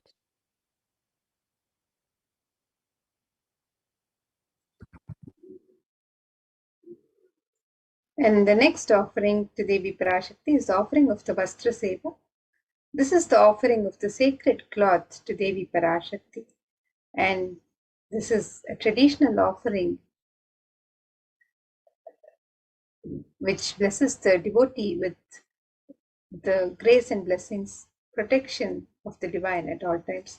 And you can make this offering of the Vastra Seva and be blessed with all the auspiciousness and blessings of Devi Parashakti herself and the Supreme Pontiff of Hinduism, Jagadguru Mahasanidhanam, His Divine Holiness Bhagavan Sri Nithyananda Paramashivam, the Nijavatara of Devi Parashakti herself. And you can make this offering on the website www.kailasamailer.com/save us.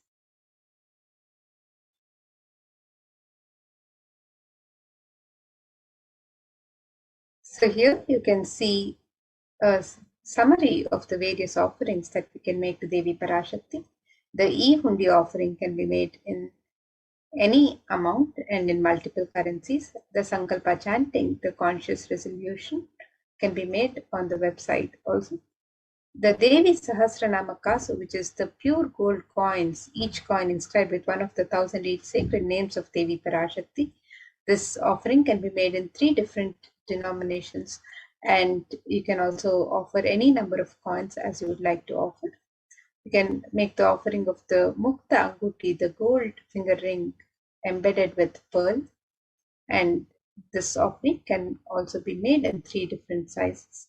The Swarna Padma Pushpa, the gold lotus flower, which can also be offered in 3 different sizes on the website. The Swarna Metti, the gold toe ring to grace the lotus feet of Devi Parashakti, and the Swarna Mangtika, the gold hairline jewelry.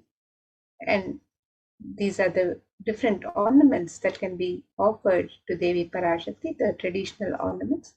You can also make the traditional offerings of the sevas on the website you can offer the Pratyaksha Pada Puja, which is the ritualistic offering of gratitude from disciple to Guru.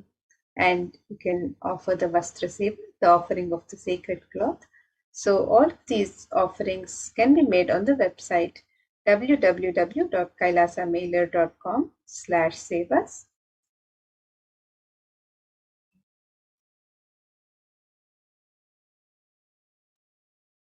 And here you can see the website www.kailasamailer.com/sevas.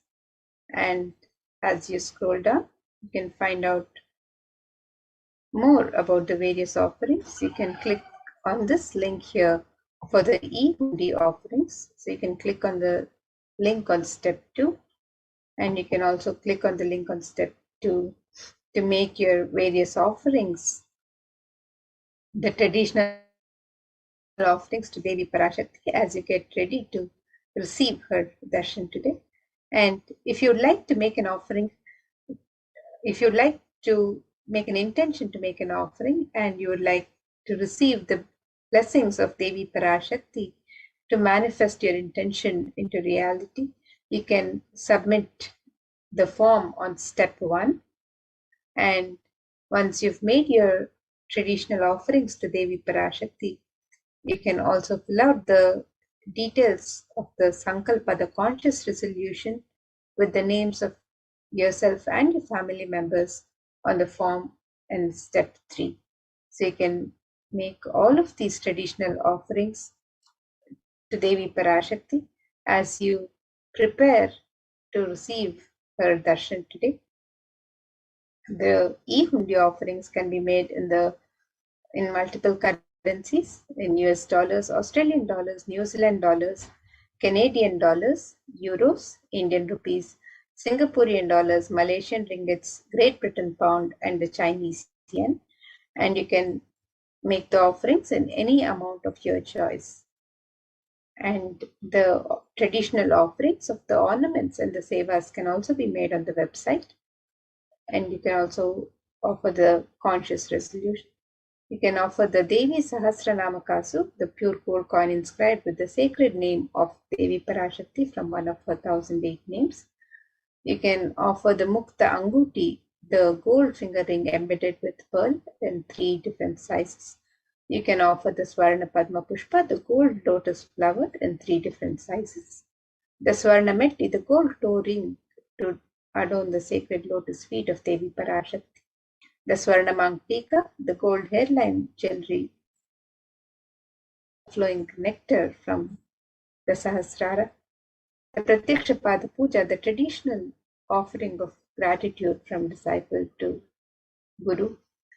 And the Vastra Seva, the offering of the sacred cloth. You can make all of these traditional offerings of ornaments and sevas on the website www.kailasamailer.com/sevas. And now with this, let's get ready for the next segment of this program, where we'll be learning more about the various facilities being made available for the well-being of humanity as guided by the Supreme Pontiff of Hinduism himself through the various spiritual de facto embassies of Kailasa. So now let's get ready to learn more about this.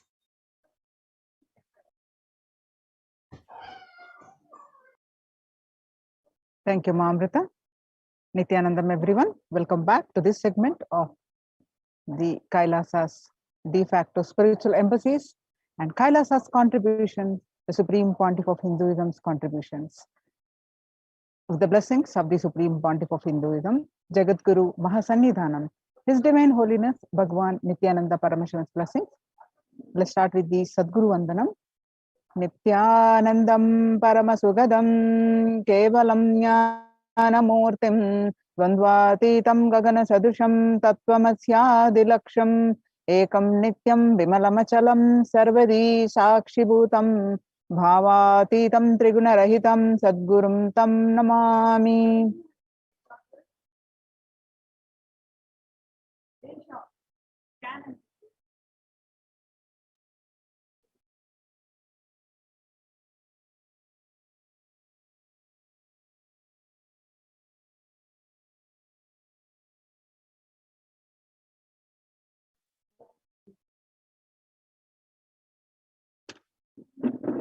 Now, what we learn from this segment today concerning statistics on mental health.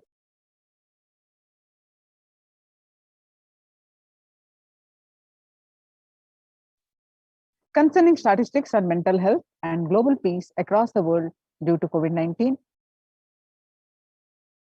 What are the Supreme Pontiff of Hinduism? Kailasa's contributions for global peace. The Supreme Pontiff of Hinduism, spiritual solution for COVID-19. Kailasa's COVID Care Protection Center, some glimpses. Why temple-based ecosystems? And UN recognizes Kailasa's contribution. Join Kailasa's COVID protection centers.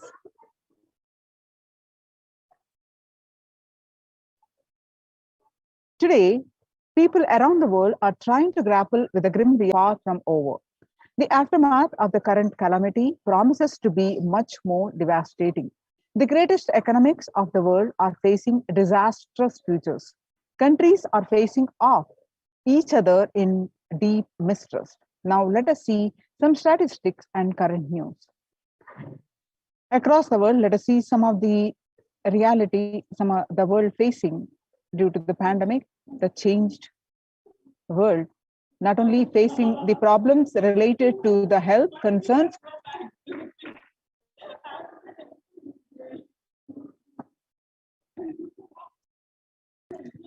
Australia reported a new record number of coronavirus cases recently when the country continues to battle the third wave of COVID-19 infections. There were more than 2,400 new locally acquired infections reported nationwide, and the figure 2,000 in a single day for just the second time.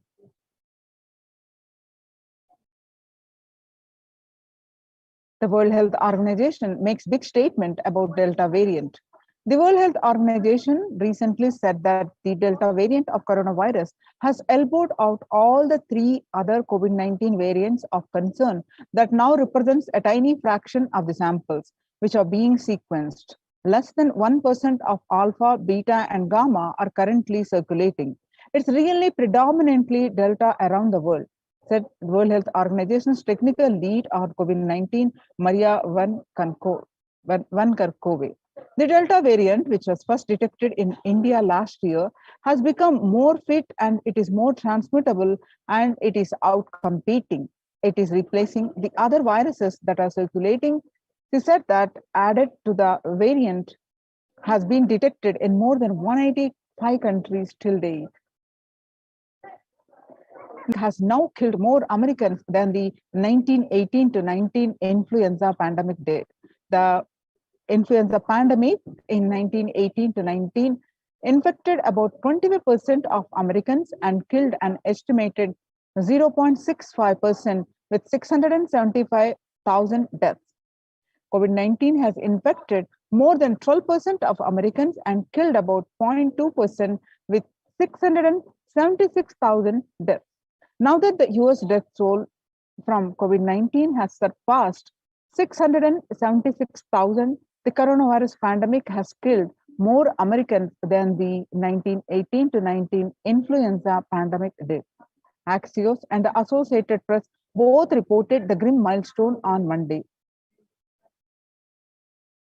The COVID-19 now officially US deadliest pandemic as death toll crosses that of the 1918 to 19 flu.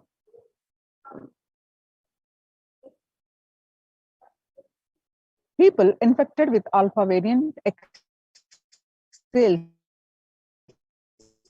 100 times more virus into the air than the original COVID-19 strain.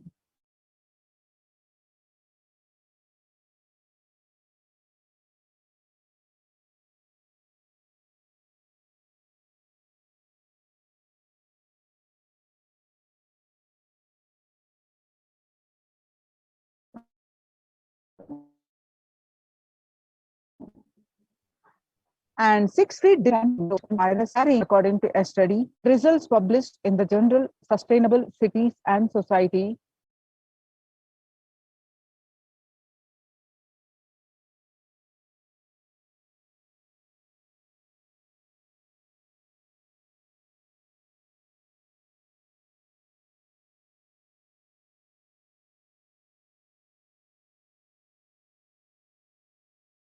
Sorry for the technical glitch.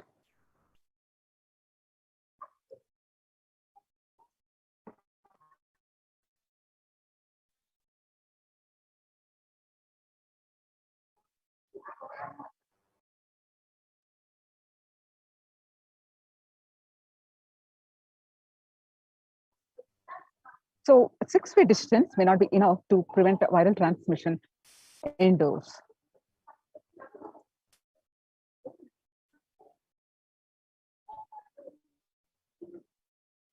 COVID-19 Delta variant still most concerning, says the World Health Organization experts.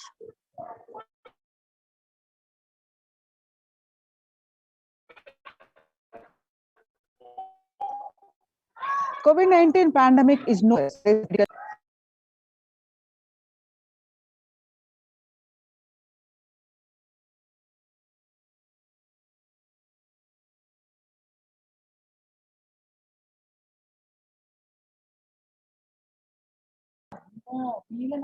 He said, right now we are still in pandemic mode because we have 160,000 new infections a day.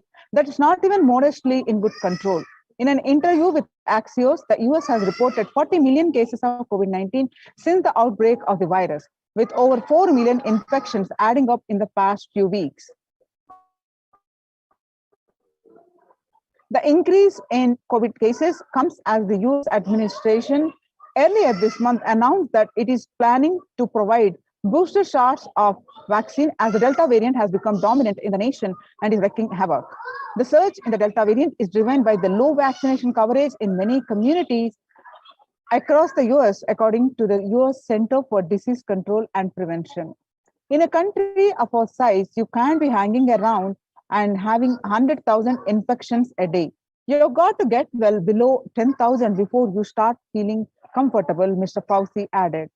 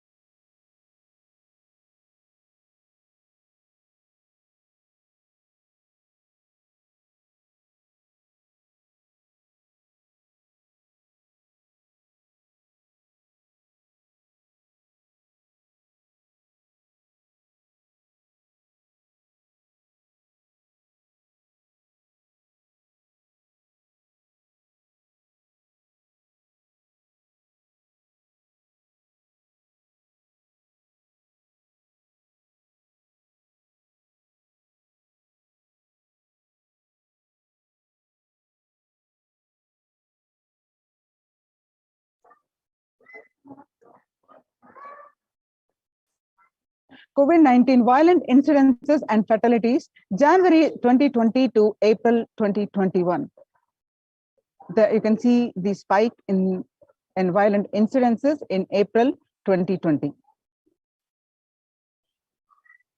Younger adults are more likely to report symptoms of anxiety and the COVID-19 pandemic.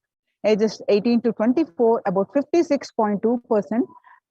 Reporting symptoms of anxiety and or depressive disorders, ages 25 to 49, reporting symptoms of 48.9%, and ages 50 to 64, reporting symptoms of anxiety and or depressive disorders, about 39.1%, and ages 29.3%. The average share of adults symptoms of anxiety and or depressive disorders, January to June, which was 6 months period, was 11%, and in what it was 11%, and in January 2021 it rose up to 41.1%.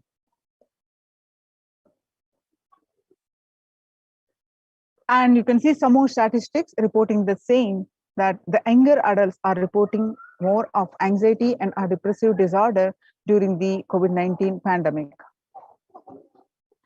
The stress in America 2020, a national mental health crisis. COVID-19 is a significant stressor for most Americans. Nearly 8 in 10, about 78% say the coronavirus pandemic is a significant source of stress in their life. And nearly 7 in 10, which is 67%, say they have experienced increased stress over the course of the pandemic. More than 60,000 US healthcare workers have contracted COVID-19, 300 have died. Of the health workers who treated patients during the China's COVID-19 outbreak, 50% showed signs of depression and 45% showed signs of anxiety. Self-reported mental health among pregnant women, new mothers. Before COVID-19 pandemic, depression was 15%, and during the pandemic, the depression rose to 40.7%. And the anxiety level, what it was before the pandemic, 29%, now it rose up to 72%. Living under stay-at-home orders, 8 in 10 students are struggling with focus on school or work and avoiding distractions.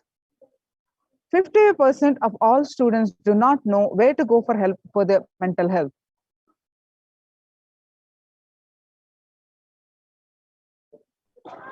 Nearly 82% of women surveyed said their lives have been negatively disrupted by the pandemic.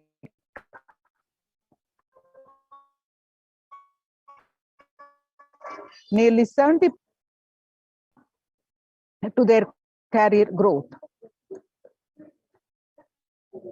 The World Bank, the global economic outlook during the COVID-19 pandemic, per capita income contracting larger fraction of countries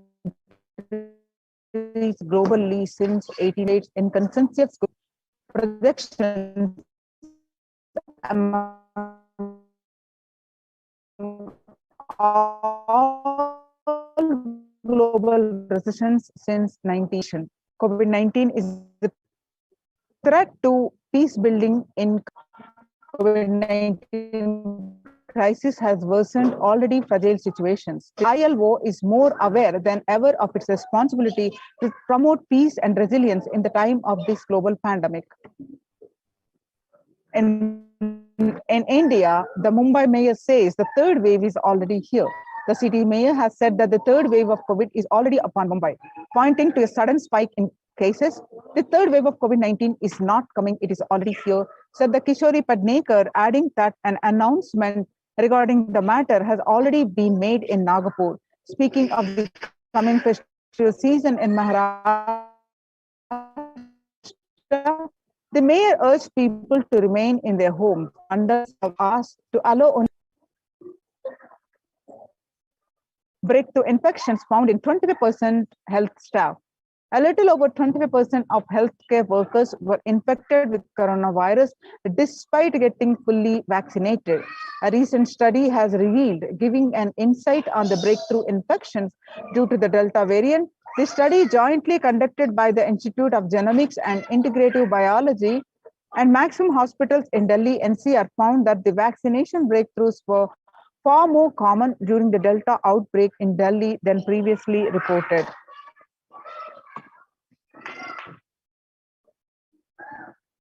A new coronavirus strain known as Mu, which was first identified in Colombia in January, has been designated a variant of interest by the World Health Organization.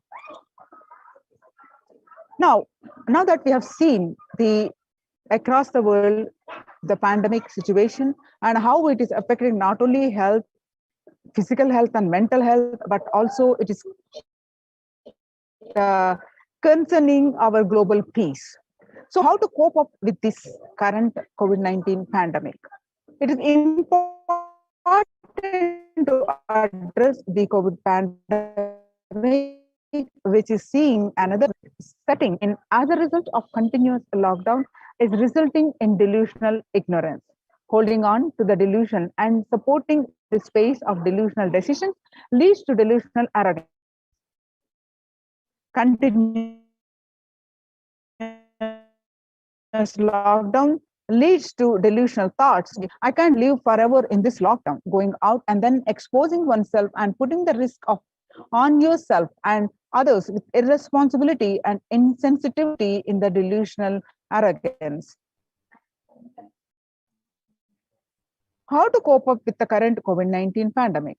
The global COVID virus pandemic has left the whole world desperately looking for answers. Life as it has been experienced even back in February 2020 is no longer recognizable. Drastic change is the order of the day, with people having to redefine their world with new paradigms of economy, society, faith, religion, and health.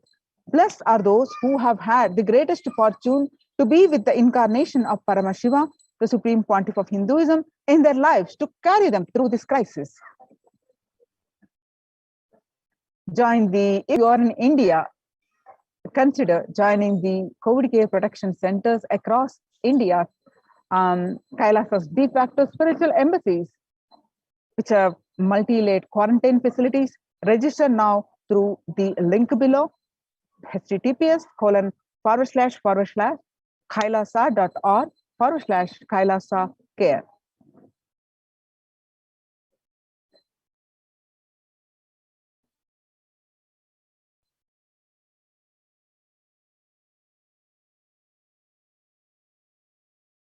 Making peace with nature.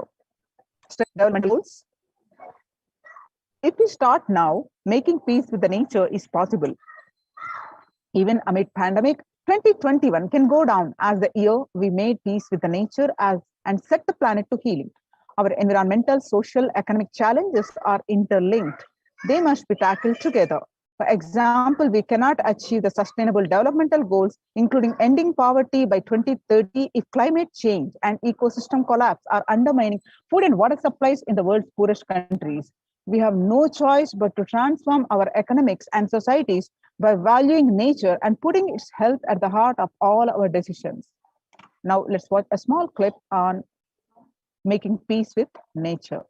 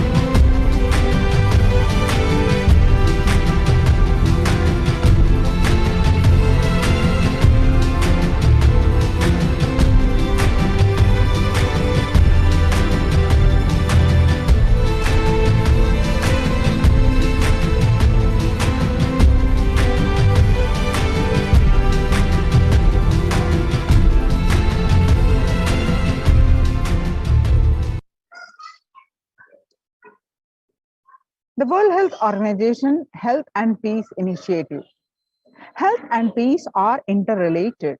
In the words of the Director General of World Health Organization, Dr. Tedros, there cannot be health without peace, and there cannot be peace without health. If individuals and groups enjoy equitable access to health services, fulfilling their rights to physical and mental health, and health actors design neutral health interventions that promote trust and dialogue, and communities are empowered to cope with the violent conflict, then health coverage is the universal grievances can be heard and addressed to generate trust, and health emergency concerns. Affected communities are more likely to make meaningful contributions, and peace and reconciliation to resist incitement to violence.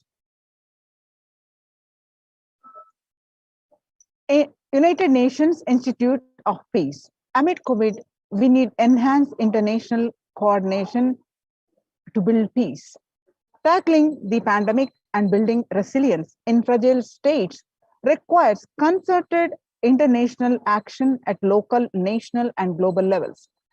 As the humanitarian and economic toll of the COVID-19 pandemic continues to grow, so does the risk that the crisis will fuel new conflicts around the world while stemming prospects for resolving ongoing ones.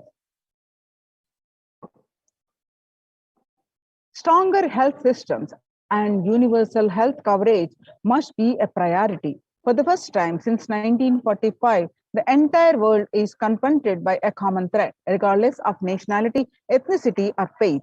A new social contract between people, governments, the private sector, civil society, and more can tackle the roots of inequality with fair taxation on income and wealth, universal benefits, and opportunities for all. Now let us see the Supreme Pontiff of Hinduism contributions and Kailasa's contribution to the global peace. Vedic civilization tradition beautifully describes Yastu Sarvani Bhutani Atmani Ivanu Pashyati Sarva Bhuteshu Chatmanam Tatona Vigagupshate. Global peace is the byproduct of the individual bliss. Isha Upanishad, verse 6. So whenever an individual goes through spiritual bliss, he manifests a beautiful, peaceful life for him and everyone around him. If he is powerful enough, he moves the whole city and manifests peace. He is more powerful, he moves the whole village or whole country. If he is powerful enough, like incarnation, he moves the whole world and manifests peace for them. Global peace definitely is the byproduct of individual bliss. Now, let us watch a video. Global peace is the byproduct of individual bliss by the Supreme Pontiff of Hinduism. How to achieve the individual bliss? By practicing completion and by practicing unclutching, by taking the responsibility individually. So let's watch a video. The Supreme Pontiff of Hinduism explains this.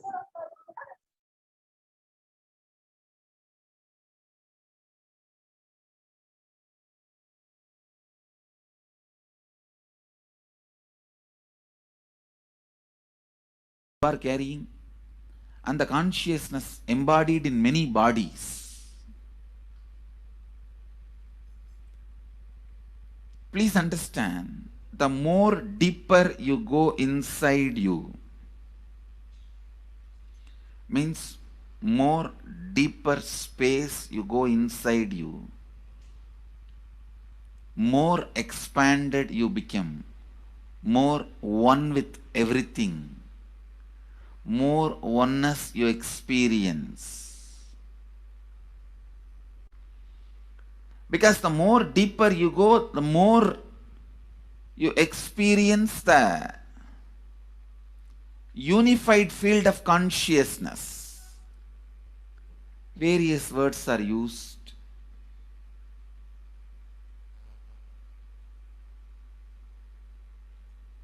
Some of the Hindu traditions uses the word Atma, Brahman. Some of the Hindu traditions use the word Nirvana. Whatever word you may use, Atman, Brahman, Nirvana, unified field of consciousness, whatever. But one thing I want to tell you, the deeper and deeper you go in your inner space, you experience the vast oneness.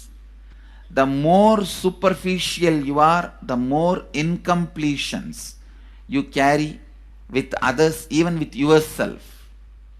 The more superficial you become, even your own right hand and left hand fights with each other. Different parts of you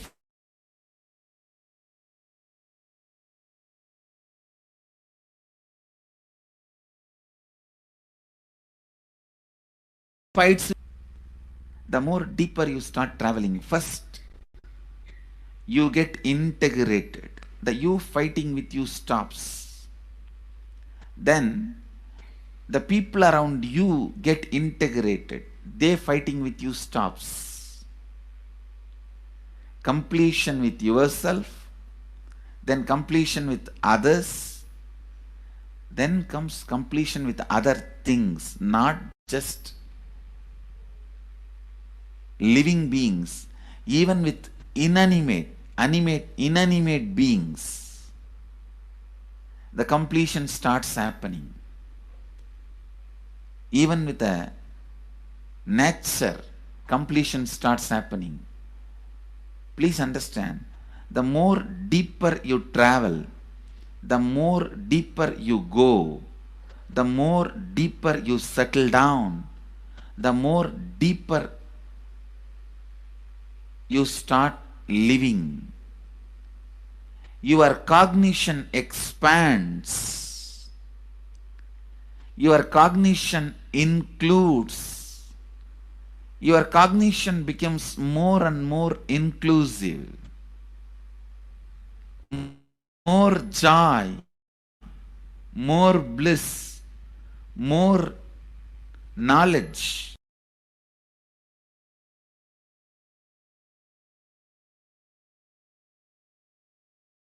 More enlightenment.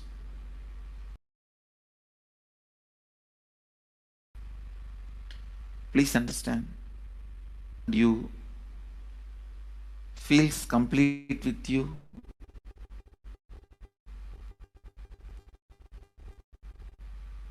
That is why I am saying, whether they have body or they are disembodied, in the deepest corners of your being, deepermost layers of your being, deepest parts of your being, you experience such joy.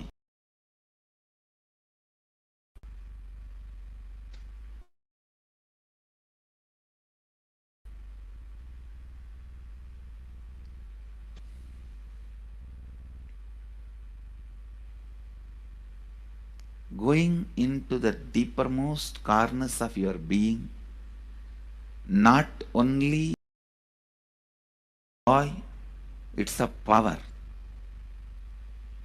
Because suddenly you will see everybody around you, everything around you listens to you. It really becomes a vibrant power where the tendency to exploit is not there. Listen, that's a very important thing. Power without the tendency to exploit. Because as long as you feel the other person is separate from you, when you get the power, it will always be used for exploiting. Because the other person is separate from you, then naturally what you will feel? Let me suck all the possible energy, intelligence, time, talent, treasure. But when you feel the other person is your own extension, you will see, you will be showering so much, enriching so much. The power you have will not be exploiting, it will be enriching. I tell you. Even if death comes at this moment, I can and tell the death, I have enriched anybody.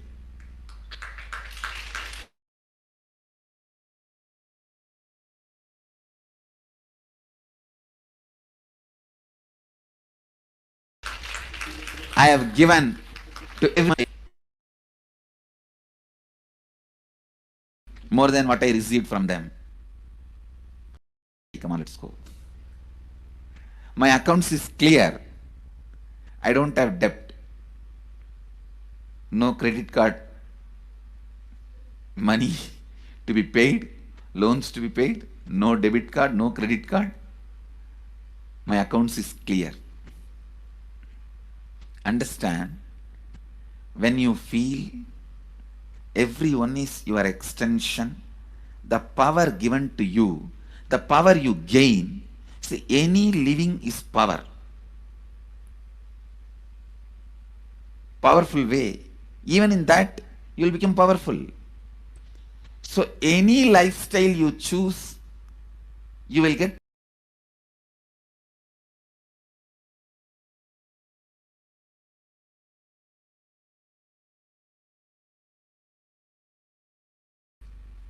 Whether it is exploiting or enriching, whatever lifestyle you choose,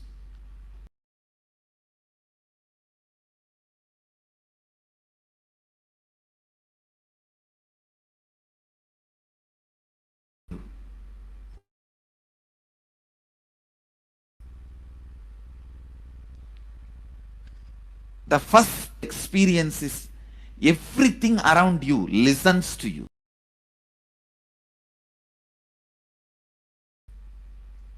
That power will simply make you enrich everyone.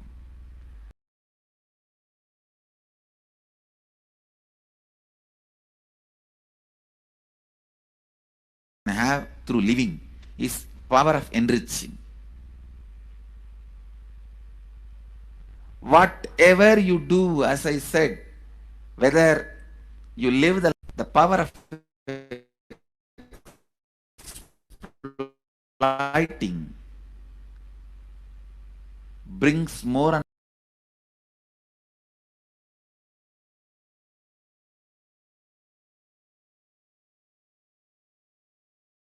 more. The power of enriching brings more and more completion in you and in others. This full month, Nithyananda Sangha all over the world. The other day I was seeing, we have officially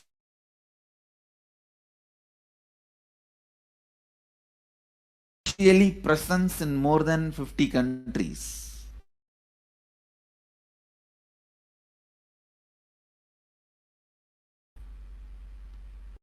Impacting global peace. All of us this whole month will live completion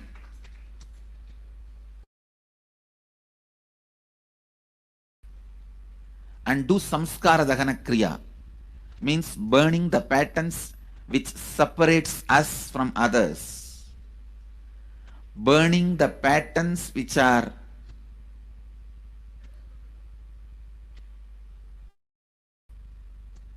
constantly keeping us in a superficial level. All over the world, we will be doing samskara dahana kriya, burning our patterns and leading us to more and more completion. And we also have special 3 Nitya Dhyana Yoga program teaching people science of completion.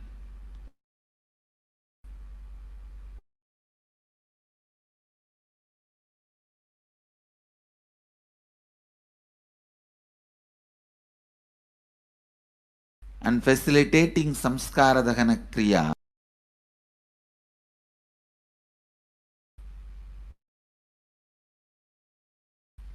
This month, 20th, 21st and 22nd, this whole month all over samskara dahana should do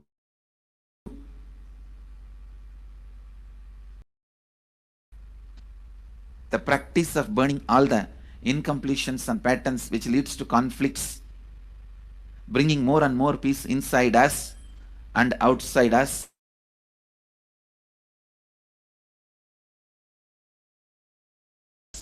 Spreading peace.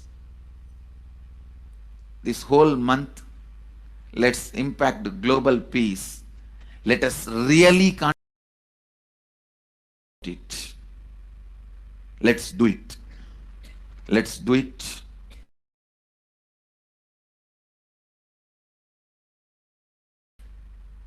Not just talking about it. Let's do it.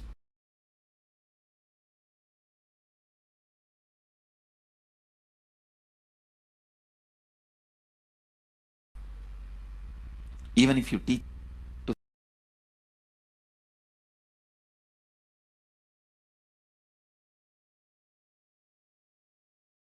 each area, each place where negative waves, negative vibes reduction,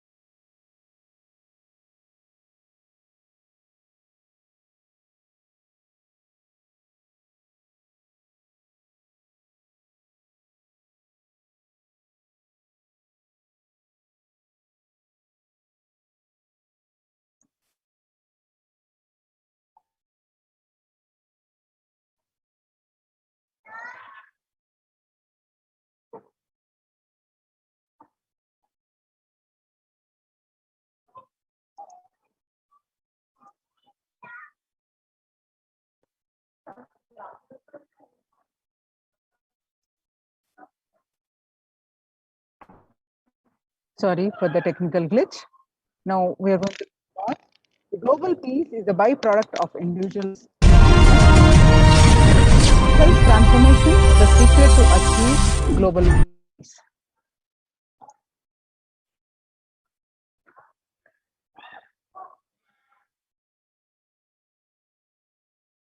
Social answer means I'll tell, oh, you should all work for global peace. You should all work for turning the world. You should work for revolution. You should work for all these, that things. You should vote only the party which says that it will stop the war and all these things. This is the social answer. Nonsense. If you want the honest answer, I tell you, simply transform yourself. You can't do anything. What you do, you would have done it. Be honest. If you can do, you would have done it. You are raising this question because you are not able to do. Am I right? So let us be very clear. Let us be honest. We are not able to do socially. That's the truth. That's the reason you are sitting here and raising the question.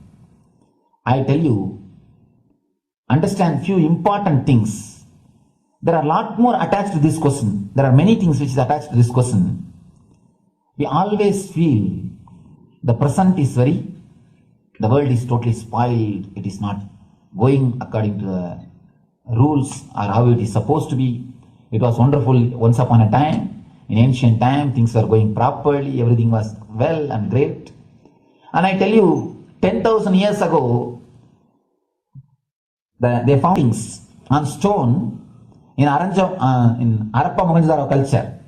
Some stone writings have been discovered. The other day I read a beautiful book about that stone writings. That writings, it says, oh, nowadays the society is not as it should be. So much of war, there is no peace. In the early times, there was so much of peace. Society was really great. Things were as it should be. And it almost looks like a today newspaper editorial. 10,000 years ago, the same thing carved on a stone.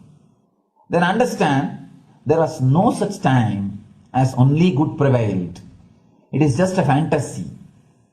Hinduism, they call it Satya Yuga, the age of truth. There was a time only truth prevailed. And every religion, Christianity, they say the Garden of Adam and Eve. There was a time everything was wonderful. Every religion has got the fantasy. The past was great. There was golden past. Always the idea of golden past exists only in the past. The more you go back, again you say the past was great. And I tell you one thing, it is a wonderful way of postponing the accepting the reality. Otherwise, I can be sure the world was same as it is today. Whether it is 5,000 years ago or 10,000 years ago. Maybe one thing, there was no CNN channel that time. So the news did not reach you so quickly. That's all. The news did not reach you so quickly. That may be the only difference. But otherwise I can be sure the good and the bad was equal. Good and the bad was equal. The same amount of wars were there. All the other things were there. You read the Puranas, the mythological stories of India, you see enough of things. Enough of dirty things. I think sometimes I find a little more. And if you read completely the Puranas or the Hindu scriptures, there are a lot of things much worse than modern day. The criminal activities or bad things or negative things, whatever you say, all this stuff. And never think only present day is corrupted or violent. In the ancient days also, all these things were there. Only one thing was not there, the CNN news or the internet. So the news did not reach you. But otherwise I can tell you, enough the good and bad was there. It always will exist. It will exist. All you can do is, if you awaken yourself, if you reach the enlightenment state, you can go beyond it. And I tell you, enlightenment is only society. Just become enlightened so that you will reduce the negativity. Now, as of now, you are also the part of negative group. Naturally, we will be a negative group. As long as we are unenlightened, we will be the part of collective negative consciousness. So if you become enlightened, at least you will reduce your weight. That's the only thing we can do. Nothing else can be done. So all I request you to do is just become enlightened. Realize that you are a lion. That's the only way to help yourself and the society. Otherwise, all revolutions, you see, all revolution again end up as one more tradition. In last 2000 years, 3000 wars have happened in the humanity. In 2000 years, 3000 wars. Human beings have not done anything except doing wars, except fighting. Everybody claims he wants to do revolution. He wants to spread peace. You see, every country, their army is a defensive army. Then who is offending? Tell me. Every country says defensive army. Then who is offending? These are all just, games. The idea of peace is a pure game. Everybody wants to spread the peace according to them, not according to the other person. They want peace according to them. The other day I was in one interreligious gathering. One guy is preaching, let all of you convert to my religion so that we will not have fight. He wants peace the way in which he wanted, not the way in which. And there's a beautiful saying, the sword of Muhammad, it is written, peace alone should survive, something like that. He has written some statement about the peace on the sword. We all take sword to spread the peace. So no revolution is going to help, because in the last 2000 years, 3000 revolutions have happened, but still world is same, I think much worse. So no revolution is going to help, only individual evolution is going to help. So be very clear. Instead of working in the outer world, start working in the inner world. That will help you and society some way.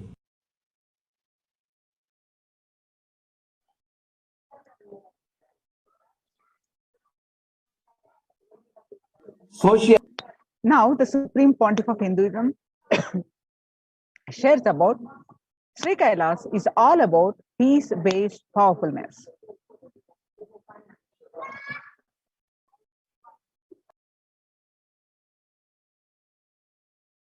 Listen carefully. The space of Shanti, the space of Shanti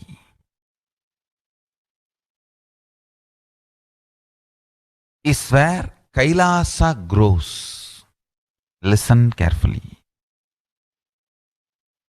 It is in the deep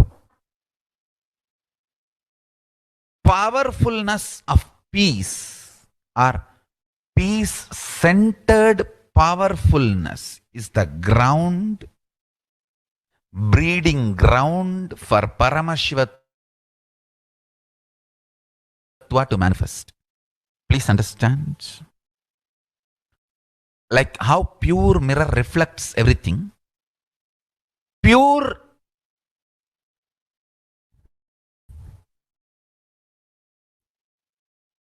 Shanti-based Shakti,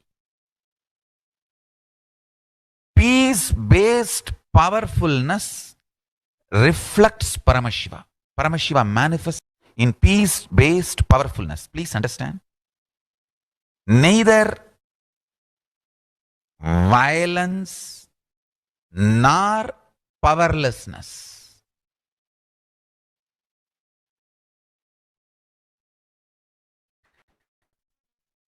Powerlessness is weakness.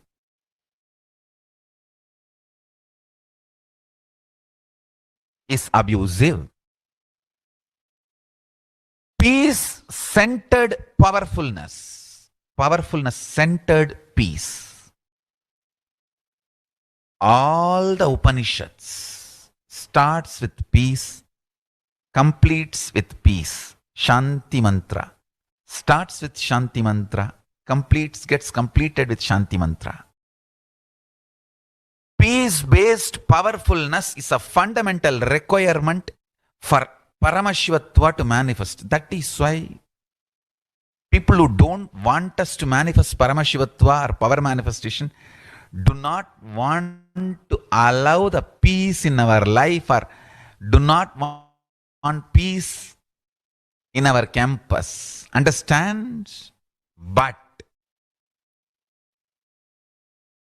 only if you are peaceful, which cannot be shaken even by the demons and devils and rakshasas, we can be in eternal peace. So, remember this very clearly.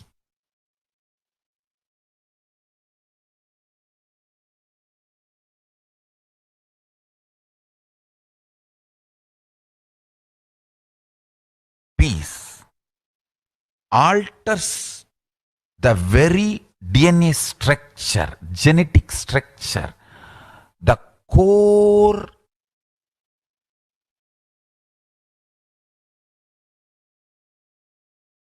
Anu Mahat structure. Understand? Anoraniyan Mahato Mahiyan.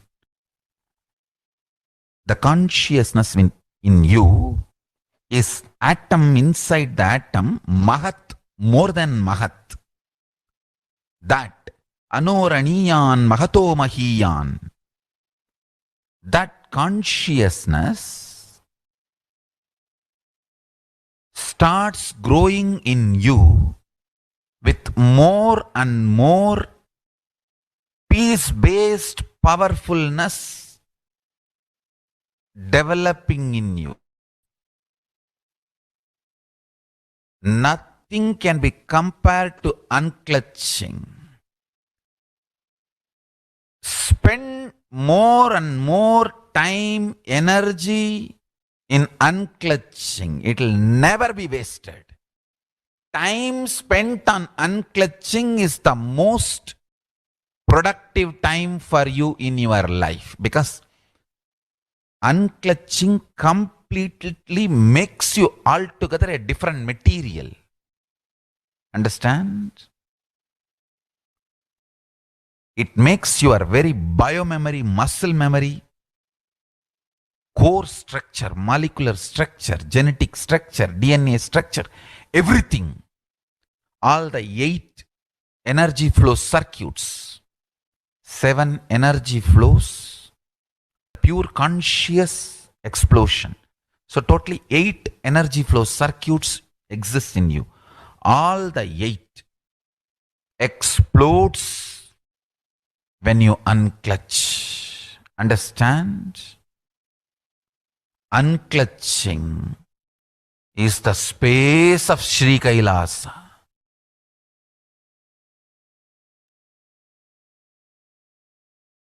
Listen carefully. Listen. Now, the Supreme Pontiff of Hinduism says every prayer in Hinduism ends with peace and begins with the peace, and every Hindu has to take the responsibility for this, for the global peace. Every chanting, every prayer in Hinduism ends with Shanti, Shanti, Shanti 3 times. Means peace, peace, peace. Hinduism is the real religion. Loving peace, living peace. Individual level, social level, global level. Understand? Hinduism lasts all its 56 nations, 200 states, 10,000 kingdoms, samsthanas, is not a loss to Hinduism, it is a loss to planet Earth, human beings.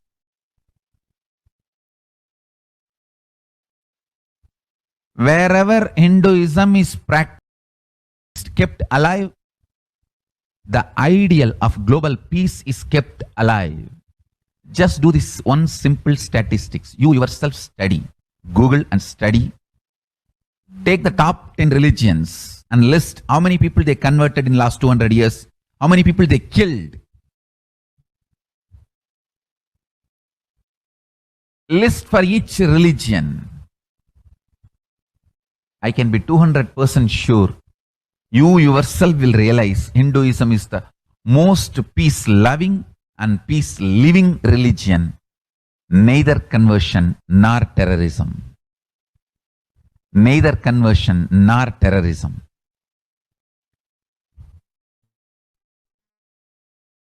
Being the Supreme Pontiff of the most peace-loving,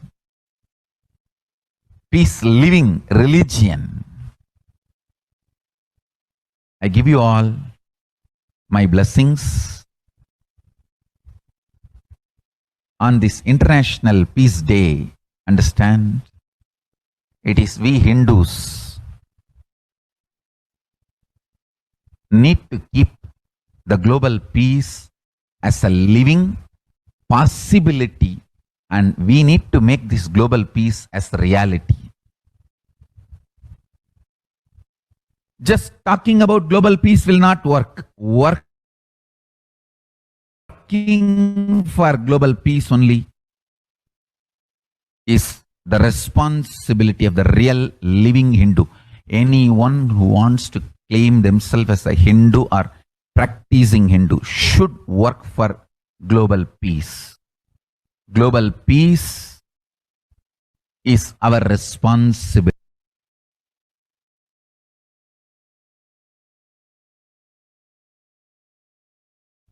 Every chanting, every prayer,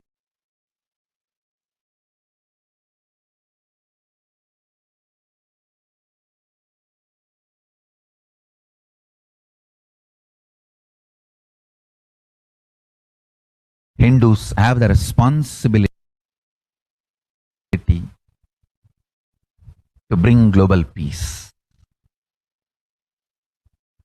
So you can also throw a challenge. See, if you are making a Hindu micronation, you can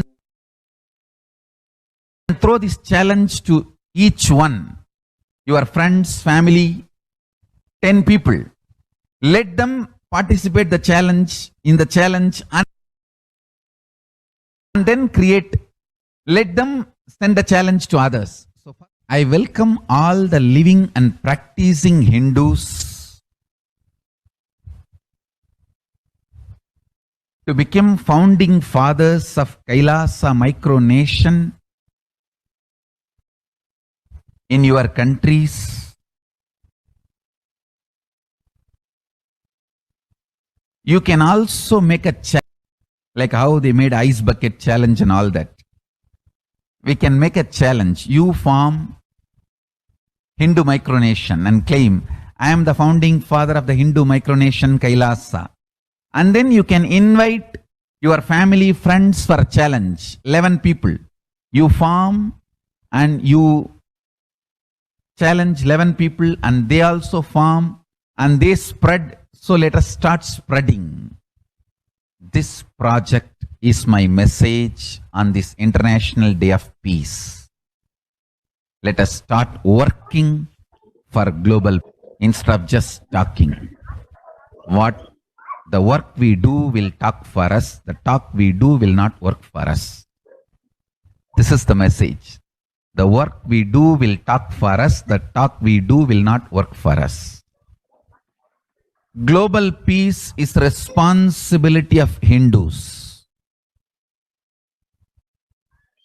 We living, practicing Hindus, not only we should achieve the individual peace through unclutching yoga, meditation, we should also create an ecosystem where the global peace starts manifesting.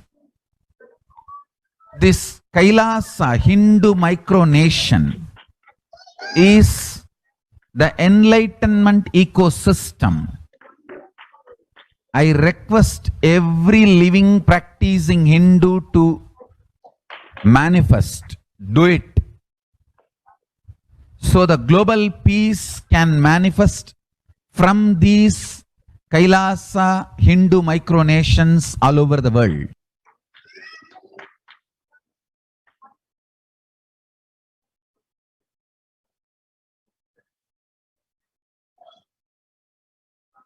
Now, Kailasa's mission of global peace and super consciousness breakthrough. The sovereign order of Kailasa, led by the Supreme Pontiff of Hinduism and Nithyananda order of monks, nuns, and Hindu diaspora, are working for global peace and to give a super consciousness breakthrough to humanity. It is the Supreme Pontiff of Hinduism's mission to revive a conscious world where the global issues at the climate, economic, social, health, and humanitarian levels cease to exist from their very root, turning the problems of poverty, hunger, violence, discrimination into powerful living through the experience of oneness. The Supreme Pontiff of Hinduism has been working from the very grassroots levels to usher in an era of peace at all levels, individual, societal, national, and global. His deep insights into the workings of the human mind, body, emotions have enabled him to powerfully and directly address various social and emotional problems facing humanity today. Some of the ways the Supreme Pontiff of Hinduism provides spiritual solutions to combat pandemic and other issues. Since the beginning of the global lockdown, the amount of contribution and activism of Kailasa has increased multifold through the Paramashivoham program, bringing super consciousness breakthrough to whole humanity by starting the Akhanda Nirvikalpa Samadhi Jnana Yajna and contributing almost 3 million minutes now. Paramashiva Sankalpa chanting, the sacred Sanskrit mantra chanting 24/7 via Zoom sessions. Spiritual healing to one and all 24/7. Helping humanity to cope up with insecurity, fear, disease by empowering individuals to heal themselves, learn to cope up emotions like depression and tough situations in relationships, providing alternative solutions to worldly problems through power manifestation, initiating thousands into everyday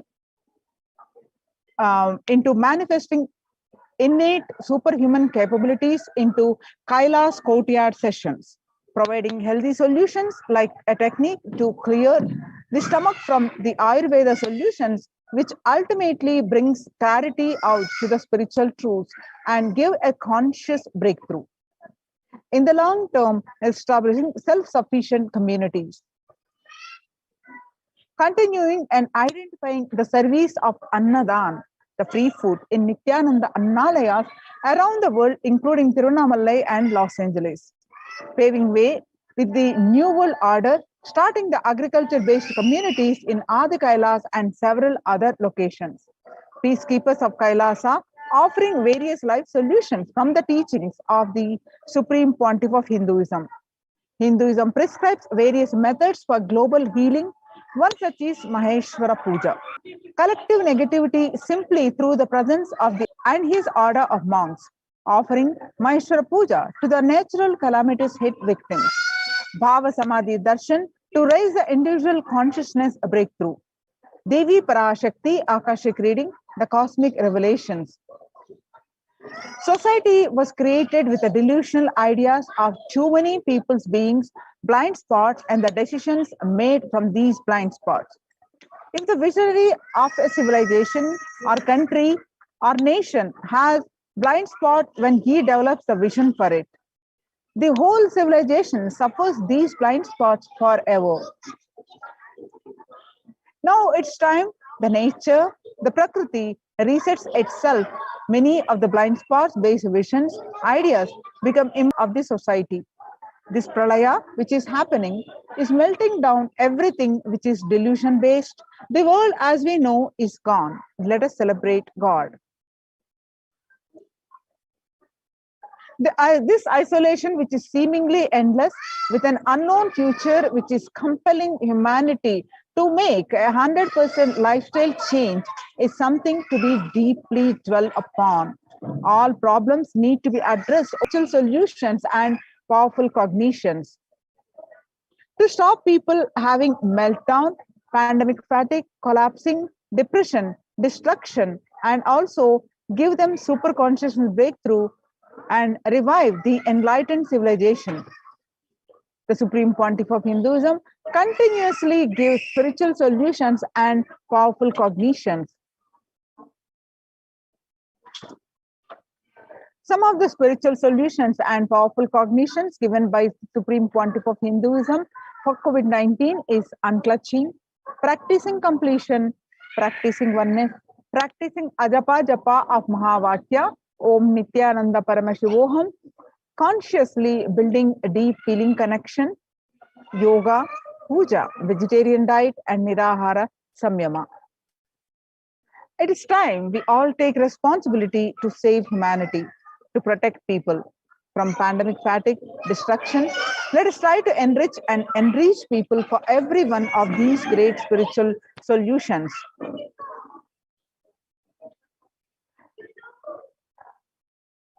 The unclutching meditation, the Nirvikalpa Samadhi Jnana Yajna, people from over 50 countries continuously radiate the space of Paramashiva by practicing the unclutching meditation 24/7, 7 days a week, and it started on 13th May till now, continuing, and at any given point of time, 4 to 8 zones actively unclutching around the world. Join this movement at http://kailasa.tv/minutes for peace. The life solutions based on the ancient Hindu tradition, the meditation and yoga techniques from the scriptures, the cognitions rooted in the highest truth, the lifestyle based on living and radiating the higher values of life, and powerful way of living and realizing one's ultimate potential form the foundation of the Supreme Pontiff of Hinduism's teachings, which by their inherent nature provide the foundation for peace on planet Earth. The Supreme Pontiff of Hinduism has launched the Minutes for Peace initiative, which aim to reduce the crime globally by conducting mass meditations around the world in parallel. In 2014, just after 2 years of launching the program, it crossed over 1 billion minutes of meditation. The scientific studies have shown a reduced crime rate after participation in the meditation and completion techniques. In 1976, it was found that when 1% of community practiced meditation and pujas, the crime rate was reduced by 16% on an average. The current tally on the Minutes for Peace website is more than 4.3 billion cumulative minutes of meditation logged, including all the events, programs, and festivals where people have gathered at large numbers and participated in meditations and rituals. The total count comes out to be a staggering of 409 billion minutes for peace so far. I can see some of the glimpses where the mass meditations happened. About 5,000 devotees gathered and participated in a 48-day meditation program called Shuddhatvaitam. The Supreme Pontiff of Hinduism has hosted Kumbh Mela, United States of America in Los Angeles since 2007. Nithyananda Sangha is entrusted as the only organization to host Kumbh Mela outside India by the Akhila Bharatiya Akhada Parishad. In September 2006, the Supreme Pontiff of Hinduism organized the first conference for world peace to honor the memory of those who lost their lives saving others on September 11, 2001 at Irvine, California, USA. The second Conference for Peace was held in Los Angeles in 2007 in collaboration with Vedanta Society, BAPS, ISKCON, Siddha Yoga, and other organizations. The Kumbh Mela festival spread fast to other countries, including Australia, Canada, etc. In 2009, the Supreme Pontiff of Hinduism organized a month-long peace walk covering 1,000 kilometers and 1,000 villages to bring together in harmony from all walks of life, to promote feeling connection and oneness among people. During the walk, health camps were conducted in villages along its path. The Supreme Pontiff of Hinduism has conducted large-scale collective meditations on September 21st, International Peace Day, to raise the collective consciousness. One of the greatest contribution that the Supreme Pontiff of Hinduism is doing is the initiating thousands into Sanya. Sannyas is our social responsibility. Let us save Hinduism and humanity. The Supreme Pontiff of Hinduism has revitalized the monastic tradition of sannyas by initiating hundreds of people into Nithyananda monastic order. The all-renouncing monks contribute the best things to human civilization, living their life with the cognition a life is for others. These monks and nuns act as the harbingers of peace and empowerment for the human society distraught with the violence, depression, and other forms of life negativity. Supreme Pontiff of Hinduism has also revived the ancient practice of embarking on pilgrimages, the spiritual journeys, taking spiritual aspirants to high energy sacred spots such as the Himalayas, Varanasi, Angkor Wat, and various powerful temples of India. Even though the prevalent in India, this practice is rapidly losing its original context, turning into a recreational family vacation. Reviving the original spiritual context, the Supreme Pontiff of Hinduism has made it possible for modern-day human beings to bereft from the spiritual energy present at these centers and accelerate their journey of spiritual evolution, hence ensuring individuals and collective peace as a natural consequence.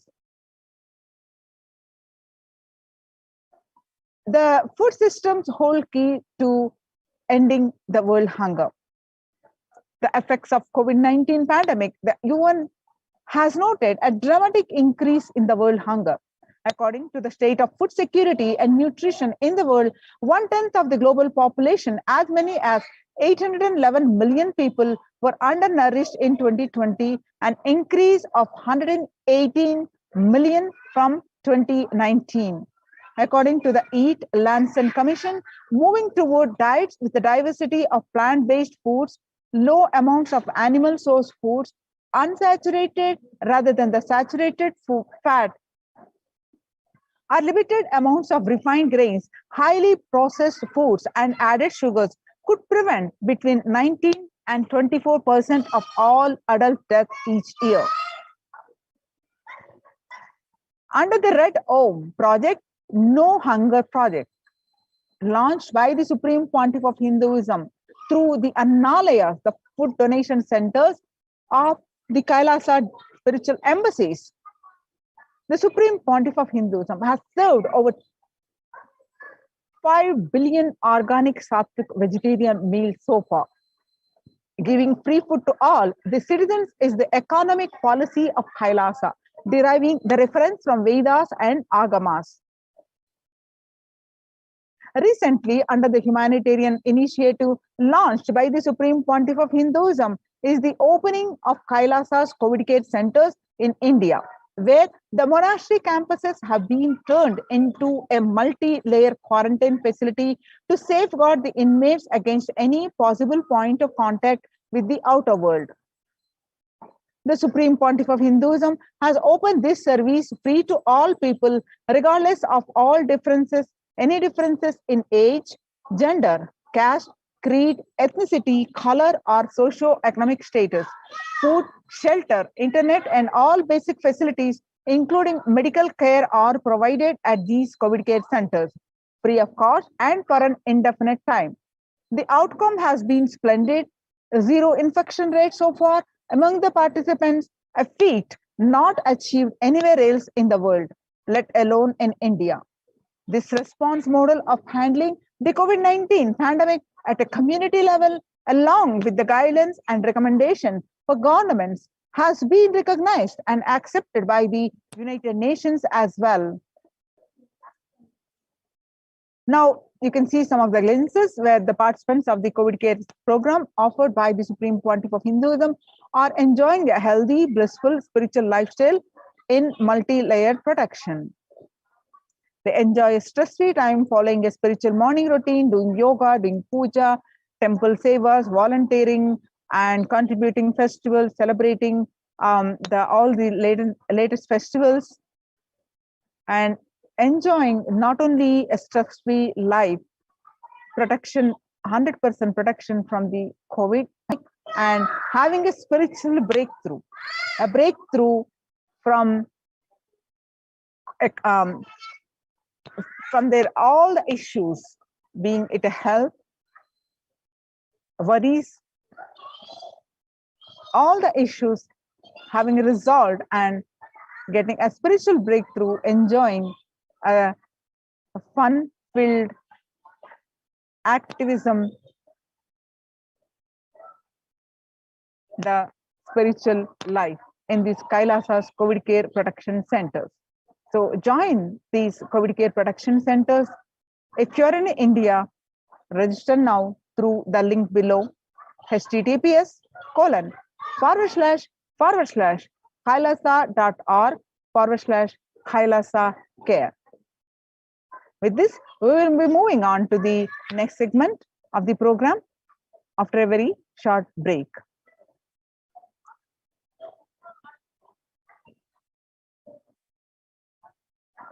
Please sit with it and chant the Mahavakya. Om Nithyananda Paramashivoham. Om Nithyananda Paramashivoham.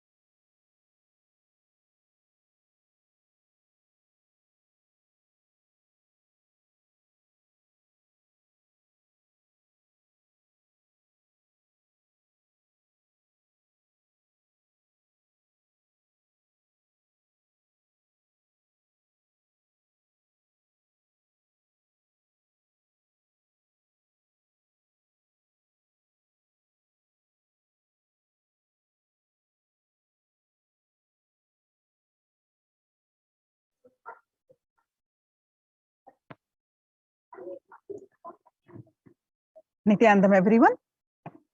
So now we're going to watch the satsang of the Vijayadashami message, the groundbreaking message. What we are going to do is Bhagwan, the Supreme Pontiff of Hinduism, is also going to grace us at 10 p.m. IST to give us the further understanding of these great truths. So before that, we all need to watch this satsang once more that we are going to play now. And in the Facebook, the SPS page and Twitter handle of Bhagwan, you all need to post your understanding of the satsang as you understanding now. You and all your questions that may arise, please post it in the chat on the Twitter, SPH Twitter at Sri Nithyananda, the Twitter handle at Sri Nithyananda, the Supreme Pontiff of Hinduism's Twitter handle, and also the Supreme Pontiff of Hinduism Facebook page. You please post your questions and profile, Facebook profile also. Post your understanding of the satsang, the repeat satsang, and be ready at 10 p.m. to further understanding that the Supreme Pontiff of Hinduism is going to reveal. So you have to tag at ask the hashtag ask the avatar. Post your understanding and tag hashtag ask the avatar. The Supreme Pontiff of Hinduism may choose to answer your questions. So I repeat, as your understanding, you can post or the question that may arise. Even the questions also you can post with the hashtag ask the avatar. The Supreme Pontiff of Hinduism may choose to answer your question. So let's get ready to listen to the satsang one more time and post our understanding of the satsang and any questions that we may have. Let's post it at the Supreme Pontiff of Hinduism's Facebook and the Twitter with the hashtag ask the avatar and get your questions. You may be lucky enough to get your questions answered. So let's get ready for this exciting opportunity and let's get ready, prepare ourselves with a thorough understanding, with one more level of understanding to listen to the satsang, the live satsang at 10 p.m. IST. Thank you, Nithyanandam.